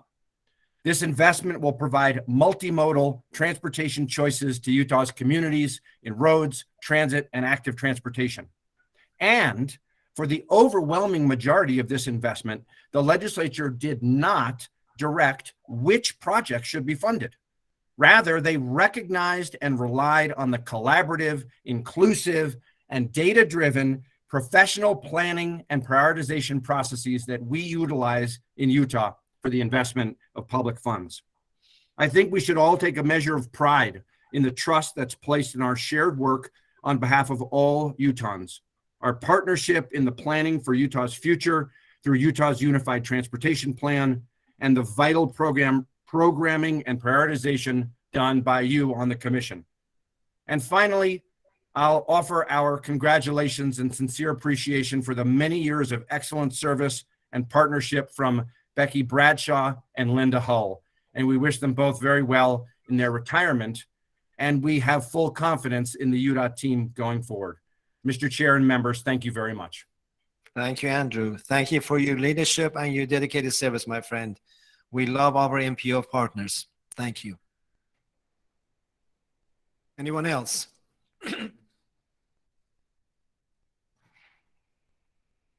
Seeing none, I move. Go ahead, please, Commissioner Almquist.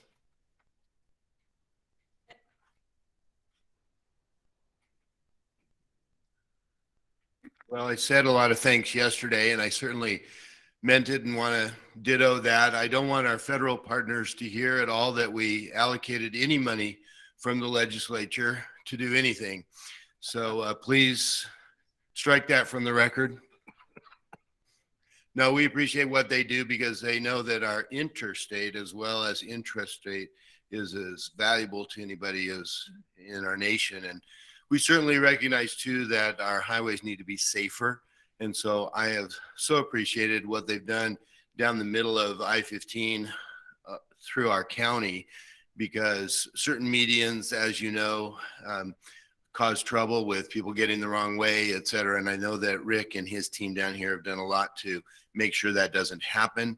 There was a great example of that is that over on the Hurricane Interchange, that I-15 and 9 that was completed, there were a couple of confusing signs, and we had wanted to emphasize that the wrong way meant the wrong way, but it was a little bit off. And within 24 hours, he and his team had those adjusted just perfectly. And that meant a lot to everybody to keep the roadway safe. Again, we know that you've made a ton of investment down here. We saw the number earlier, and it seems like, though, that in transportation in growing areas that we're never grateful enough, or that it's never enough money. And so we appreciate everything that we receive. Again, a huge shout out.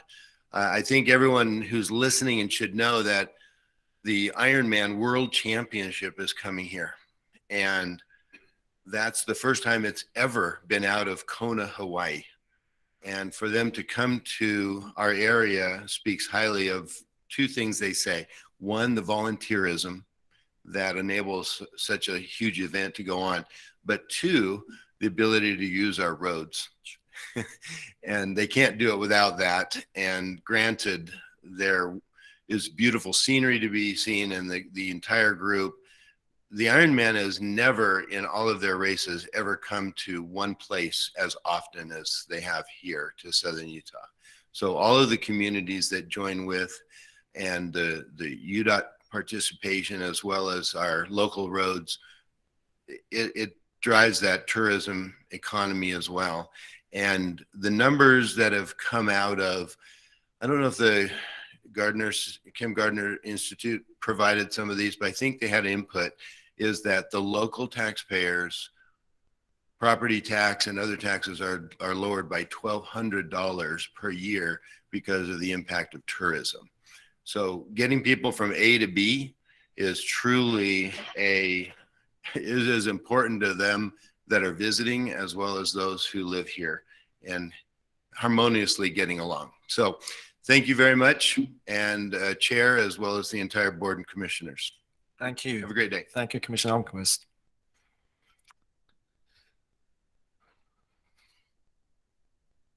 With that, we're moving on to next item of agenda, business section, consent agenda.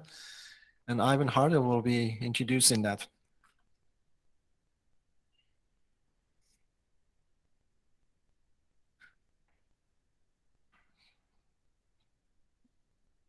Thank you, Mr. Chair. Commissioners, our first item today will be item number 7, which is the STIP Amendment 6, the consent agenda, which includes the meeting minutes from the February Commission meeting, as well as some funding adjustments on 4 projects. Included in the packet for review, the minutes from last month, and I'll just quickly scroll through those.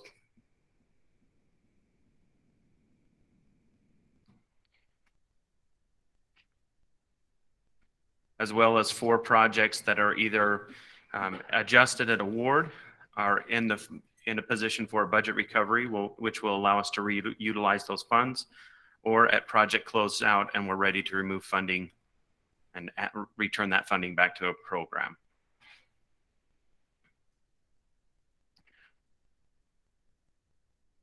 Our request today is a motion to approve the adjustments to the projects in the included table and approve the February 25th, 2020 2022 Utah Transportation Commission meeting minutes as detailed. Mr. Chair, I'd like to make that motion. I had to leave a little bit early, and so knowing that we have the amazing Heather Bartle doing our minutes is so helpful. I just really appreciate that, but I'd like to make that motion. Thank you for that. I'm happy to second it. Thank you. Because of that nice tribute to Heather. Again, the rest of us from the commission, Heather, thank you for organized and detailed minutes. Thank you. And thank you for the region directors and the staff working so frugally to give us the money back. So with that, all in favor of the motion, say aye. Aye. Any opposed? Motion carries. Thank you.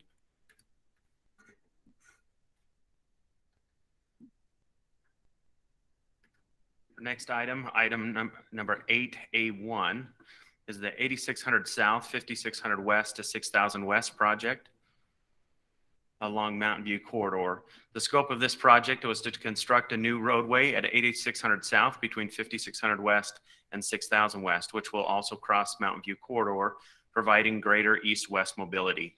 During the design of the project, an existing sewer line was identified in the Mountain View corridor to be too close to the new bridge that will span SR 85. The current project value is $12 million, with about $8 million, with $8 million of that being local contribution. Our request is $700,000 to add funds to address that utility conflict. And Mr. Chair, can I Yes. ask a question? Yes. Ivan, as I read this, I realized that we identified a sewer line, but what are we doing about said sewer line? Or is this additional money to move it, to work around it? That was my question as I read this particular item. I would love to phone a friend. Love it when we phone friends. And one of my good ones is coming up.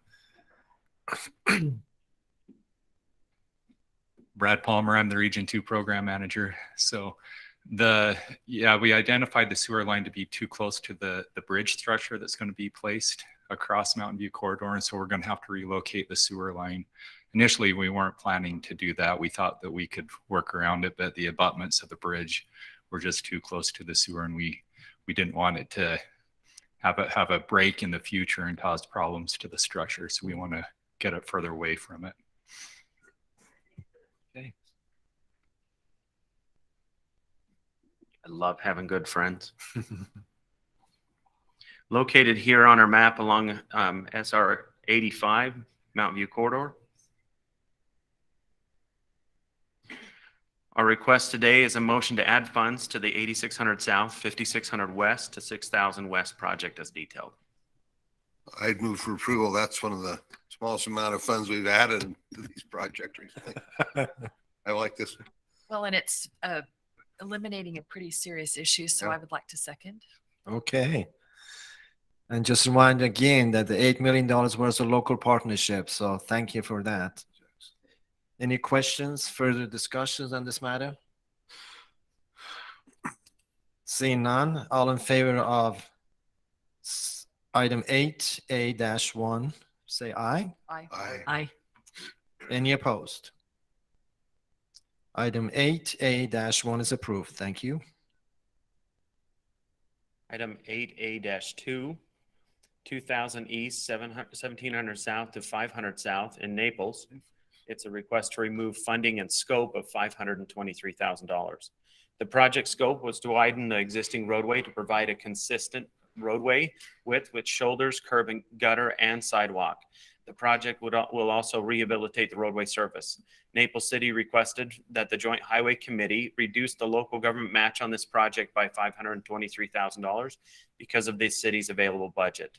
The proposed local match would be reduced but remain above the minimum 6.77 by $141,000 for a total match of $250,000 local contribution.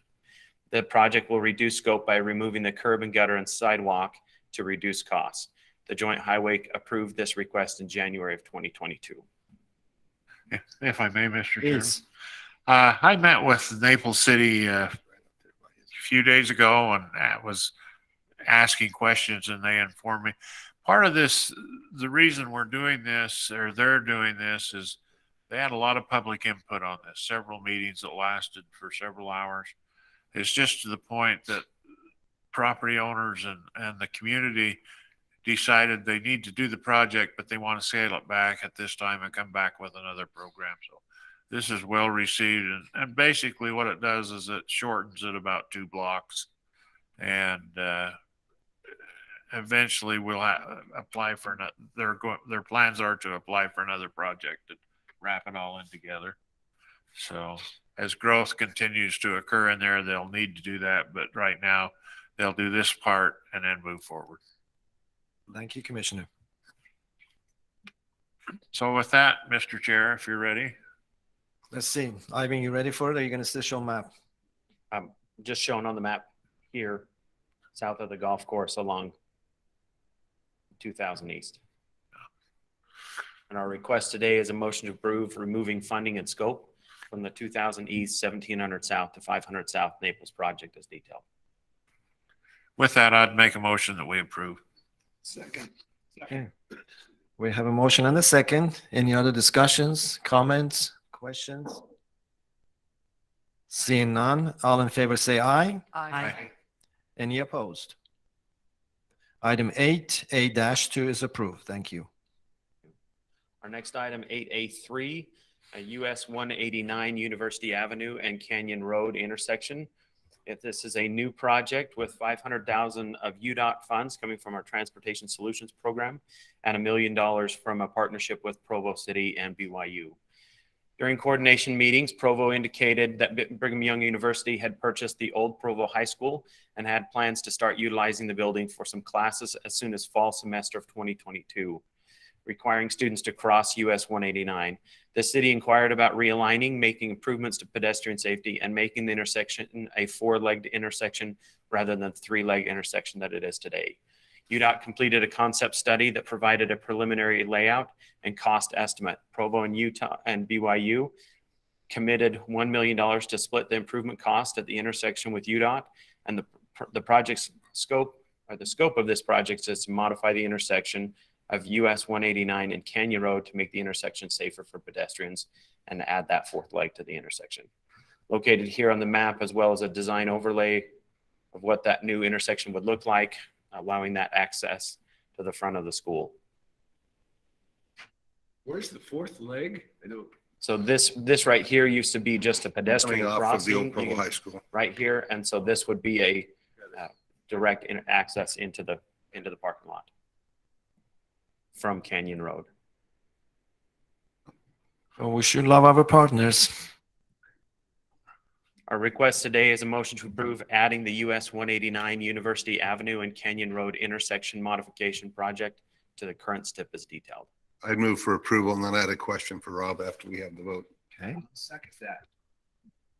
There's a motion and a second. So state the question, please. Rob, Mr.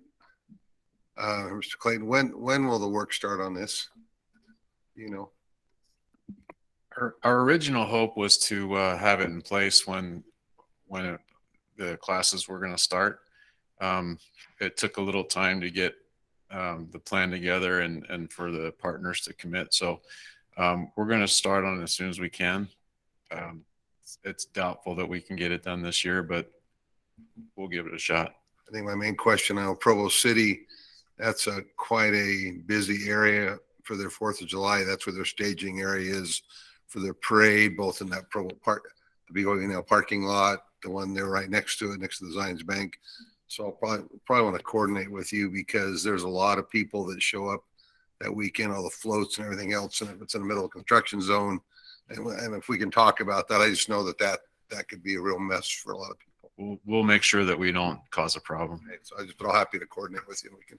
Okay, thanks. Rob, would you please state your name for the record? I'm sorry, Rob Clayton, Region 3 Director. Thank you. Thanks. Just thought of that. Yeah, thanks. That's true. Yeah. We get a vote. Not yet. You ready? Okay. All in favor of the request, say aye. Aye. Aye. Any opposed? Item approved. Thank you. 8A4 SR 92, the center turn lane extension in Highland. This is a add funding and scope from the Transportation Solutions Program. Current project value of $600,000 with a request of $700,000 increase. The scope of this project is to extend the existing center turn lane from while working with Highland City to develop the project, it was noted that a significant number of trucks were turning left off of SR 92 just east of the proposed project limits. Additionally, Highland City informed Udot that there are plans to extend Park Drive in Highland onto High Bench Road in Alpine, allowing more access onto SR 92 via Park Drive. In order to maximize the safety benefit of the project, the design team proposed to extend the center turn lane and to the east of Park Drive. This change doubles the length of the project, but reduces the impacts to the public by having only one project now rather than an additional project in the future. Located here on our map along SR 92. SR 92 at the bottom, the proposed project length in blue, you can see the future road connection that would allow more access on SR 92 via Park Drive. Our request today is a motion to approve adding funding and scope to the SR 92 center turn lane extension in Highland project as detailed. Mr. Chair? Yes. Just a comment for a motion.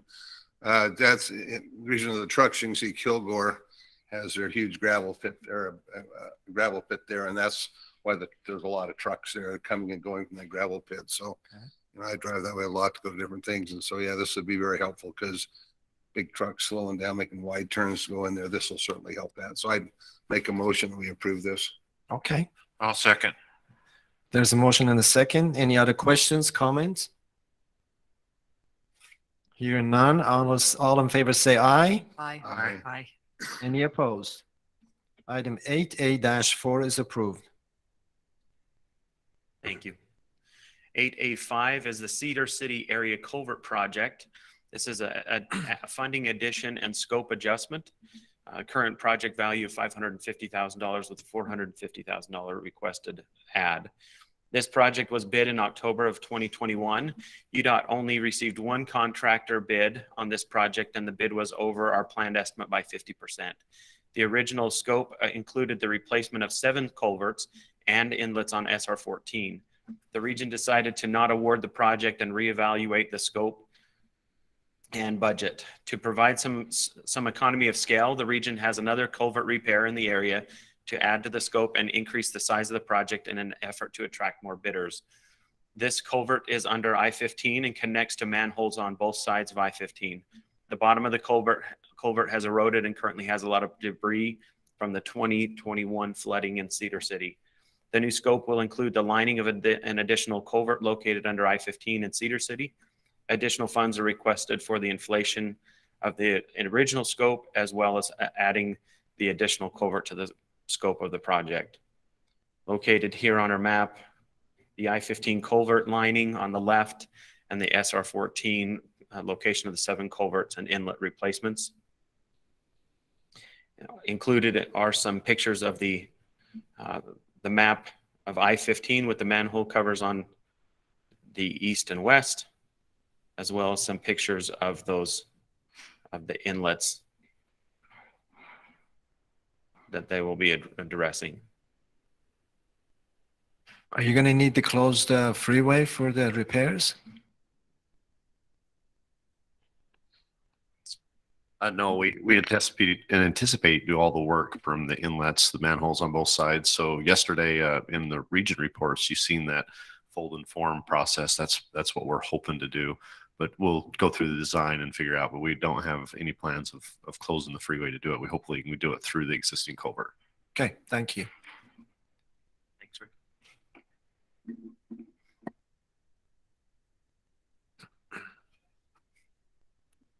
Our request today is a motion to add scope and funds for the Cedar Area Culvert Project as detailed. Mr. Chair, I love how you looked at me to make this motion because I'd be really in big trouble with my city council. Either people make a motion or you have to build it if yourself. I did not make the motion to approve this item. Okay, there's a motion. I'll second that motion. Thank you. There's a motion and a second. Any other questions, comments? Seeing none, all in favor say aye. Aye. Any opposed? Item 8A-5 is approved. Thank you. Item 8A6, US 191 Arizona State Line to Bluff. This is a funding addition from the High Volume Pavement Program. Current project value of $13.4 million with almost a $2.9 million proposed increase. The project scope is to complete an asphalt overlay on US 191 from the Arizona-Utah state line to the town of Bluff. Current design estimates have increased due to rising oil prices. The additional funds would allow the project to be advertised for bid as originally planned. Located here on our map on 191 into the town of Bluff. Our request today is a motion to add funding to the US 191 Arizona State Line to Bluff project as detailed. I was recently on there and I certainly do support that. I'd make that motion. Thank you, Commissioner. Second. There's a motion and a second. Questions? Just a question. How long is that stretch that we're talking about? It seems Forever. and I'm an Arizona boy, but it's endless.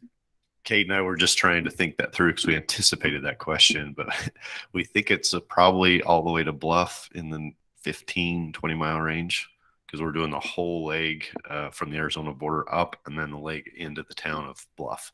So it's in that range. I don't have the exact number, but That's helpful. Thank you. Yeah, it seems like a long way. Bob just told us the answer, 24.3 miles. There you go. 43. Thank you, Bobby. Full service. Don't you love it? We have experts of every kind. And thank you, Google. Go ahead, Ivan. Okay.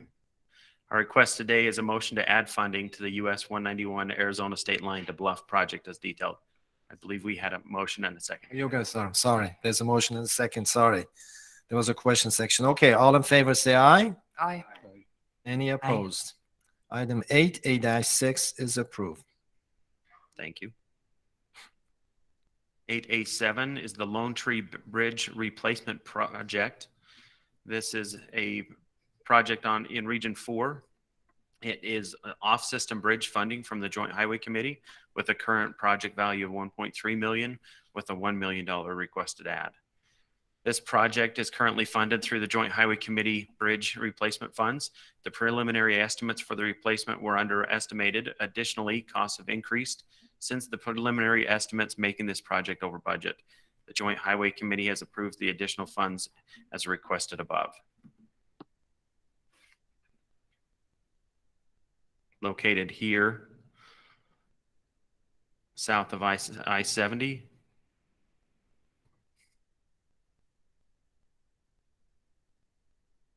Our request today is a motion to add funding to the Lone Tree Bridge Replacement Project as detailed.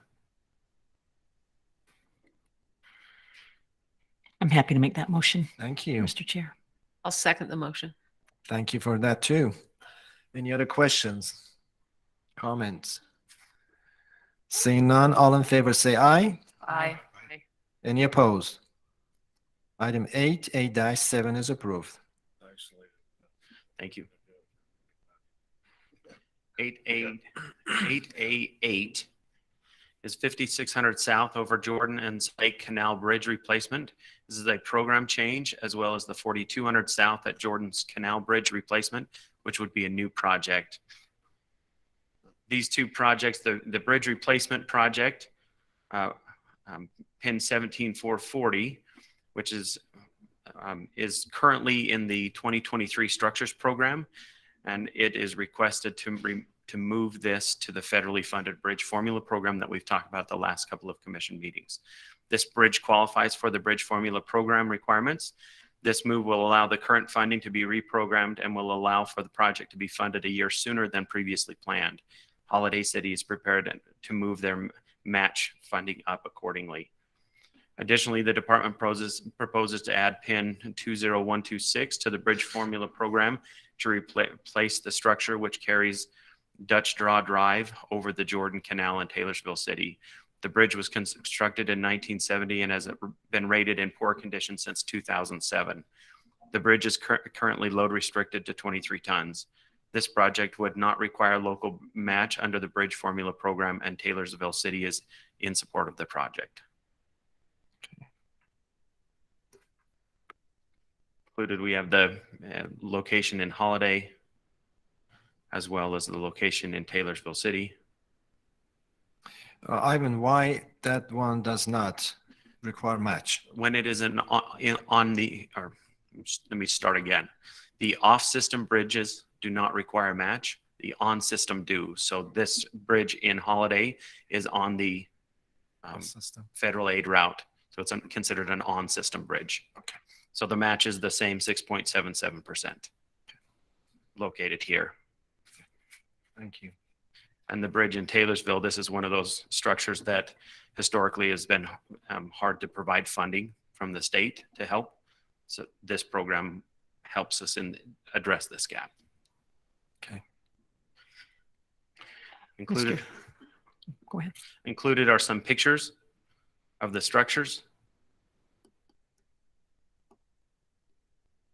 Our request today is a motion to approve transferring the 5600 South over Jordan and Salt Lake Canal Bridge replacement project to the bridge formula program and adding the 4200 South at Jordan Canal Bridge replacement as a new project to the bridge formula program as detailed. Mr. Chair, I make motion for this. This looks very compelling to me. Okay. I'd second. Word is compelling for today. Thank you. Any other questions from Ivan regarding this project? Okay. All in favor of this project, say aye. Aye. Any opposed? Item 8A-8 is approved. Thank you. Thank you.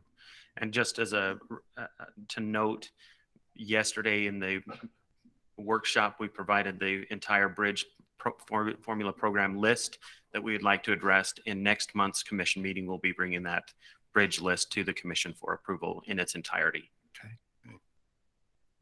Yeah. Our next item, 8A-9, is a program management pin funded out of our Transportation Solutions program for $1 million. This program management project will enable the department to better understand, manage, and monitor the status, the budget, schedule, milestones, etc., of each project from planning through construction. Current systems will be evaluated to understand the current project data and assess any data gaps that may exist. Applications and dashboard reporting will be developed to monitor projects live. This effort will allow the department to be more efficient and effective in managing projects. This work will provide a transparent and holistic view to the health of the program. It is going to be managed through the central office, so there's no map. We could put the central office map there, I guess. Our request today is a motion to approve adding the program management project to the current STIP as detailed. Mr. Chair. Yes. When you say this will be managed through the central office, is this, are we hiring UDOT people to do this? Or are we looking at consultants to come and help us make these adjustments? Will be a mix of both. We will hire consultants to help address or identify what some of the current technologies are, help us take our next steps. Excellent, thank you. I could phone a friend if I miss something. I am not disappointed in that response. And I would make a motion to approve this item. Okay, thank you. I'll second. There's a motion and a second. Any questions, comments regarding this item? Seeing none, all in favor say aye. Aye. Aye. Any opposed? Item 8A-9 is approved. Thank you. Thank you. Our next item is information only. 4500 South, SR 266, 1500 East to 1550 East. It's a funding addition of $300,000. The scope of this local government project is to construct a new sidewalk along 4500 South between 1500 East and 1550 East on the south side of the roadway. This project was initially approved and funded in 2019. Current estimates show this project to be underfunded. Mill Creek City is requested to add an additional $300,000 to account for increases in right-of-way, storm drain, utility impacts, and material inflation. The city is committed to adding the entire shortfall of the $300,000. This TIP amendment was presented at the Wasatch Front Regional Council and approved in yesterday's meeting. Mr. Chair, even though this is informational only, I think my fellow commission members would find it interesting. So I live on 4800 South, so I'm very close to here. I frequently ride my bike, have to cross 45th, sometimes have to ride on 45th. I would never do it if I had a choice, but sometimes you have no choice based on where you're going. I end up riding on sidewalks, which you're not supposed to do on a bike, but who would ride on 45th South on a bike, given what you experience? And so I love projects like this that just make our community safer. Yes. So I just wanted to share that with my commission Thank members. you. Located here on our map on SR 266. Included in the packet is a letter of commitment from Mill Creek City.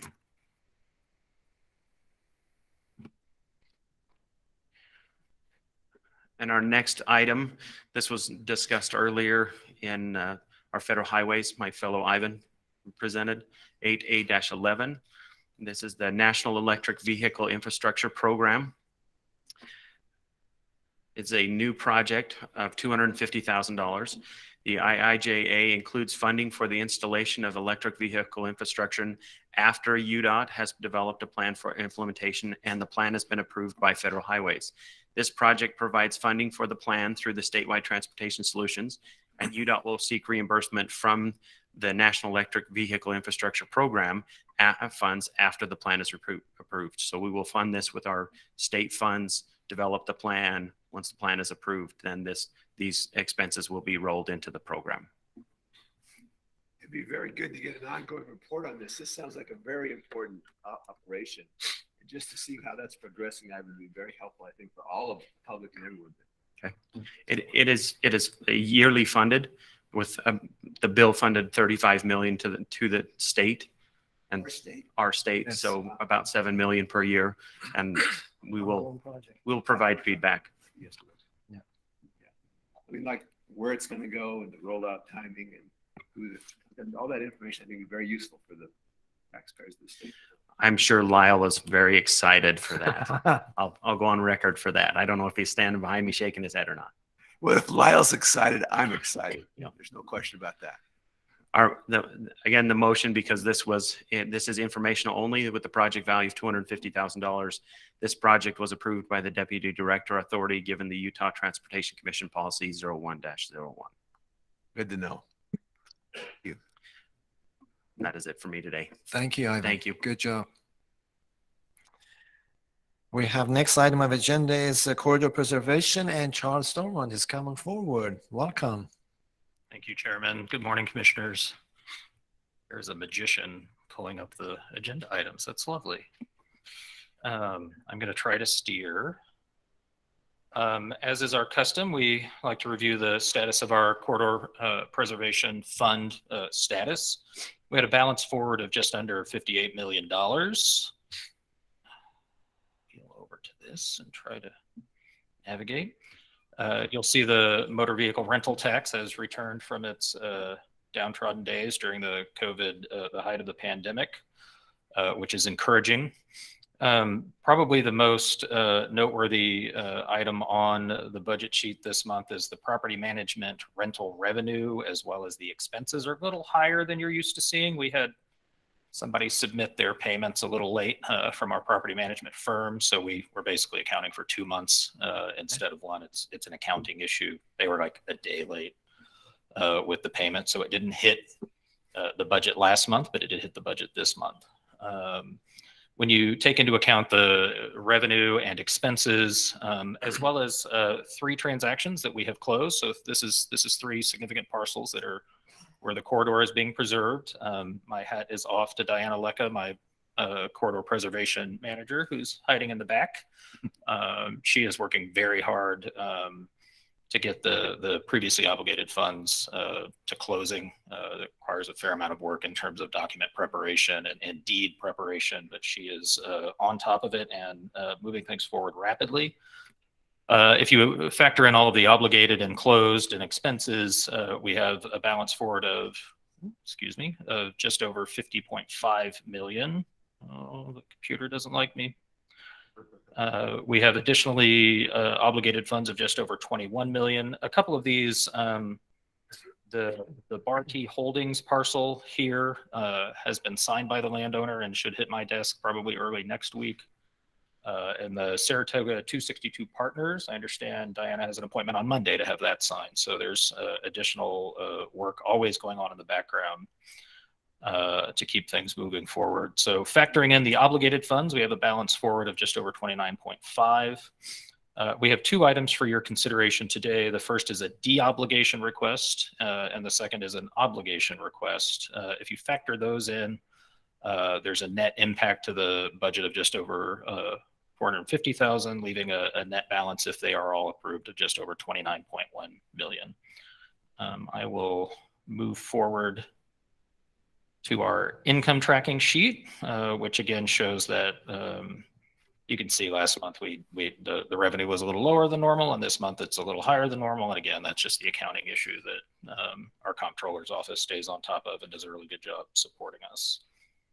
Are there any questions before I move into the agenda items? No, thank you. I just want to say how important this is and how much we appreciate the hard work that goes into it. This really is an exciting opportunity that we have in our state that other states don't have. So thank you, Charles and Diana. It's a wonderful partnership between the right-of-way folks who live at our central complex, the Rampton building, and each of the region planning folks, as well as our document preparation folks and right-of-way design. It's a great example of how we all communicate and work together to make this thing move forward in a sensible way. With that, I will move to the first item, which is a de-obligation request. You may recall back in May of 2021, you approved an acquisition from a gentleman named Richard Lee. At that time, Mr. Lee was working with his family, moving into assisted living. Unfortunately, Mr. Lee has passed away. And while his estate was being probated, this project was funded. This is the 5600 South project up in Region 1. Try to get the text on the screen. So we're in Roy. You can see in red here, Mr. Lee's home highlighted, and I'll move into a more zoomed out. Oh, I apologize. That's the only aerial we had for this one. This project, because it is funded, will move through the normal right-of-way acquisition process. Mr. Lee's family will be eligible for relocation now that we have funding. And because the project has been funded, we would like to de-obligate the funds. It was $290,000 that you had previously approved for this acquisition.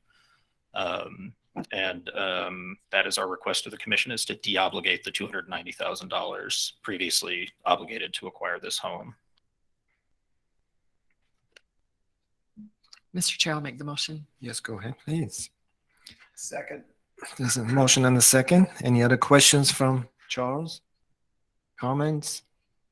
All in favor say aye. Aye. Any opposed? Item 9-A is approved. Excellent, thank you.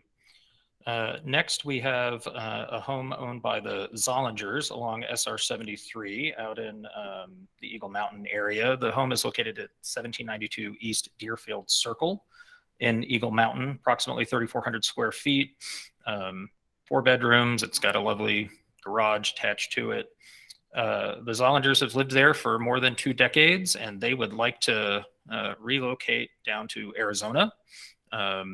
Because I'll zoom in. I love these zoomed out maps just because you can see how it all connects up to the great work that the Region 3 folks have been doing with the connection of 21st North over to I-15 to the east, the new phase of Mountain View Corridor to the north of this. We're getting started with the next phase of Mountain View that will connect Porter Rockwell to this section.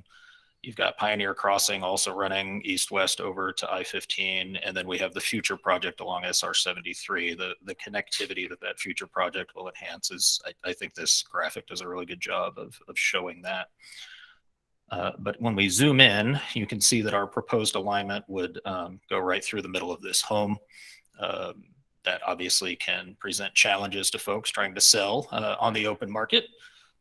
We have appraised the home. It came in at $745,000. So we would ask your permission to proceed with an acquisition at that appraised value. Our advisory council has made a favorable recommendation of this acquisition.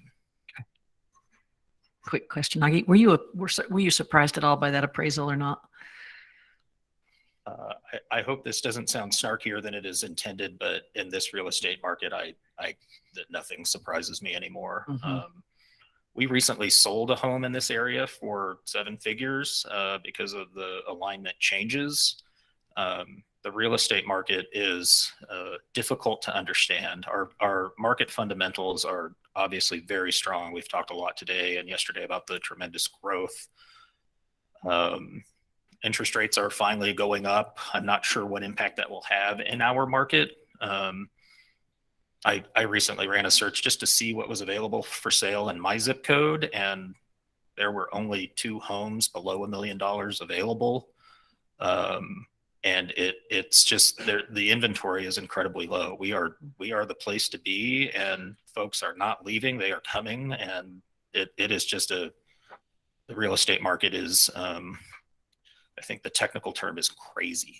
It is hard to fathom where we are. Lou, I'd love to hear your comments. Crazy. Crazy is adequate for it. But may I just say, because we've been in front of this with the good work of the Corridor Preservation, we have that flexibility going forward.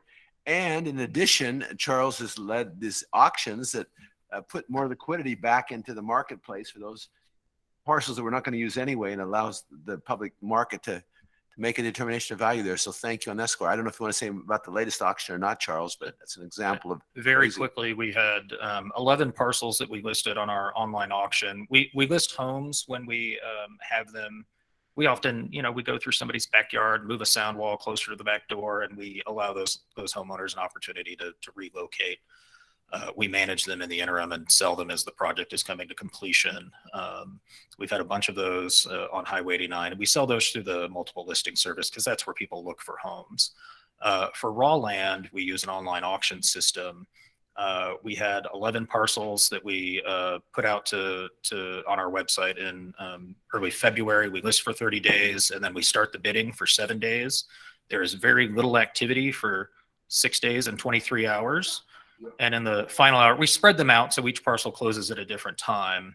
That final hour is quite interesting to watch. We have designed the system so you cannot snipe. It's not an eBay system where if you bid at the last moment, you win. If you bid at the last moment, the auction extends for a few minutes, and everybody who got outbid gets an email saying you've been outbid. We placed 10 of the 11 parcels under contract. Our best estimate of value was exceeded on average by 40%. And so we have $10.3 million under contract. That money will all come back to the transportation fund. Some of it will go back to projects where the parcels are still affiliated with an open project, but on the closed parcels, it'll come back for y'all to allocate to future projects. It's a system we're very proud of and works very well. And next month, I'm going to an ASHTO meeting to go teach other right-of-way people how to do it, because we think it's worth sharing with others. Sure. Thank you. Mr. Chair, I was just looking up the data here, but for our state right now, residential units, median days on the market stands at 10. And, you know, something in the neighborhood of 30 to 50 days on the market would be a more healthy, natural scenario. So I just thought you'd find As that a real interesting. estate agent's professional, I promise 10 is even Little more hot. than you anticipated. Yeah. 2 days, 3 days the most. Yeah. In Salt Lake County, it's closer to 6. Yeah. It really is I am glad I am not trying to buy a house right now. Diana's, one of her daughters recently successfully closed on their first home, and it was a challenge. I am really excited for them that they found a lovely home, but boy, they had to work really hard to make it go. Yeah. Okay. We need to have a motion. Who's gonna make it right now? Oh, I'll make that last motion. Okay. And I'll second it. There's a motion and a second. Any other questions, comments? Commissioner Menlove and I have the pleasure of serving with Charles Yes. as we see this up close. All in favor, say aye. Aye. Any opposed? Item number 9-B is approved. Thank you, Charles. Thank you, Thank you for service. Thank you. That concludes our agenda items. We'd like to have a commission report. So we'll start Commissioner Menlove. Anything you would like to report about the committee? Just again, compliment Charles and the Corridor Preservation Committee. It's an effective process and a pleasure to participate there. And it's exciting to see the benefit of what we've done in the past as we're working in the future. So it's positive impact. Also with the Cash MPO, we are preparing there to hire another person to provide assistance just because of the amount of work that's happening there. So, and there's very positive participation from local government in the Cash MPO. So that's been very positive to see. Thank you. Commissioner Gardner? Mr. Chair, I'll guess report. My assignment is to help on the Regional Growth Commission. Commissioner Van Tassel joined us at the most recent meeting. I think he helps with that too. If I had to summarize their report after the legislative session, it was basically investing in our future. And I'll just share a couple of highlights. These are the priorities of the Wasatch Front Regional Council. $232 million to replace previously authorized front-runner bonds, done. Invest in Point of the Mountain Transit and additional statewide transit investments, done. Investment in regionally important active transportation projects, done. Funding to advance roadway projects in the prioritized Unified Transportation Plan, done. $1.65 million for technical planning assistance, done. And $1 million for one-time discussion about growth in our state. And on that latter one, you can expect, led through the Governor's Office of Planning and Budget, a statewide growth conversation that's values-based, talks about community engagement, messaging, support of local governments and good planning, clear policy direction for sustainable growth. Those are some pretty lofty ideals. And then just lastly, they also reported on Free Fare February, which was successful. More to come, I think, on that. So just an amazing past couple of months for the future of our state in terms of investment and caring about growth. And on that theme, I will also just mention that the most recent Census Bureau estimates for our state came out yesterday. I hope people saw those. There's been some media reports on it. Of course, at the Gardner Institute, we deal with local estimates, our own estimates, but the Census Bureau also looks at our state. And the interesting thing about Census Bureau estimates is they're also doing it for everybody else. So we get those comparisons. So they looked at the top metro areas in terms of percent growth. And number 10 was Logan. Number 8 was Provo-Orem. And then you go through Boise. I'm going up to number 1. The Villages, Punta Gorda, Florida, Myrtle Beach, Coeur d'Alene, Idaho was number 2. And at the top of the list for the top 10 metro areas in percent growth was St. George, Utah. Yes. Nationwide. 51%. Yes, it was. Thank you. I am in the right building. Unfortunately, that- there's nothing to work still. And if you look at the numbers, actually the raw numbers, I mean, they're right up there too. I mean, I think Utah County and Yeah, I that's saw that worth, last night on KSL. yeah, Commissioner, that's worth mentioning. So you have the 10 top counties in numeric growth, and Utah County, first time in my memory, any Utah County has been in the top 10 for numeric, not percent change, but how many did they add? And Utah County made that list at number 10. That's going against big, huge counties like Collin County in Texas, Maricopa County in Arizona, a bunch of Florida counties that are much larger. Oh, yeah. But in numeric growth, Utah County did it. And Washington and Utah County accounted in their estimates for over half the state's growth. Yeah. Well, Thank you for that statistics. Wonderful. Commissioner Long. Okay, good for you. Well, you've heard the report from the Corridor of Preservation that Commissioner Menlove and I serve on. I just feel so blessed to be here and to have this kind of public interaction. We have a collaborative, cooperative, communicative nature in our state, and to have these marvelous mayors and other leaders speak to us was just a highlight. I spent most of my career in Washington, D.C. This kind of collaboration is unusual in Washington, D.C., may I say. It's just such a blessing to be here and be able to share facts. For example, Rob White was so gracious to meet with me and Commissioner Menlove. We had an opportunity to go up to Logan we had an informal off the record with the mayor up there. It was just delightful to see that kind of support. And I am very pleased to be part of that. The tour yesterday was just so good. And we're just blessed to be Americans. We won the lottery. And I feel, particularly in these eras of terrific wars everywhere else, it's good to be in St. George. Yes, it is. Thank you. Thank you. Commissioner Evans. Just a couple of things. I appreciate it. I've been able to spend some time with the regional planning team in Region 3, and just to get down into the weeds, nuts and bolts, has been good. And to do that, for me to see how it kind of feeds up through one of the teams, as they do in all the teams in all the regions. And I appreciate their time, because that was really helpful. Even in this meeting today, I'm able to understand a few of the things. Oh, that went through this, and they talked about that. So thank you, Rob, and your team for doing that. The other thing is, in Mountain Land, which I go to the meetings there, the last 3 months have been just teaching all the new elected officials what it's all about locally, and a lot of wide eyes and questions, and as they go through that. So we've had a lot of that to bring them up to speed on all the projects that are going on in terms of planning those meetings. So it's been good to see them come and learn, so they can be supportive of the ongoing projects that we have underway. So thank you. Thank you, Mr. Chairman. It's been great to be here, Washington. Thank you. I think if there's one thing that I would emphasize from today's meeting is that I see, this is not just 2 or 3 areas of the state that's experiencing huge growth. This is statewide.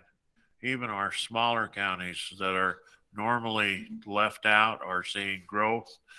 The broadband capabilities that are being installed are increasing, and we're going to see that. It's tough to manage growth and to make things happen, but there is one thing worse, and that's depression and contraction, because you never know what you're going to have at the end. And so I think as a commission, we're making wise decisions. I think we've spent a lot of money was appropriated that came through from lots of different sources. We have a lot of sources that are continuing to provide us, and that's a good thing, even though some are going to have to wait. It's just one of those balance. If there's one thing I learned in the legislature, we balance the budget, and we spend what we have, and we try to make sound things, and we're continuing to do that now. So appreciate all the locals and all our work, and we'll get to everybody as soon as we can, because that's what we try to do. Thank you. Thank you, Commissioner. And I did not have any community impact board to attend. They had the month off, but I did attend the DTAC meeting, which the good folks of Washington County always educate me on the daily basis. They do good work, good job for all of you. And most of you know that I'm from country of Iran. I was born and raised in country of Iran. 40 years ago, I escaped the country, and I saw the same genocide that we're seeing right now in Ukraine. It is just heartbreaking to get in the morning and watch the news and see those people escaping the country and leaving their homeland, their families. Precious lives are getting lost. Historical buildings and communities are getting destroyed. My country has not revived after 40 years. The destructions, the scars is still there after 40 years. So yes, we are blessed in this country. With all the challenges, all the divisions we have among us, it's still the most blessed country in the world, the most secure and safe country in the world. Please don't forget in your prayers those unfortunate people of the Ukraine and the other regions of the country and the nations. Always, always remember all we have and how much we have. And rather than start murmuring, let us count our blessings on a daily basis. Our next meeting will be at the April 29th, the Udot complex. So you're welcome to join us there. Other than that, the last item of agenda is a motion to adjourn. There you go. It's not debatable. Thank you. Please go ahead and enjoy the sunshine. Enjoy this beautiful the country. Yes, indeed.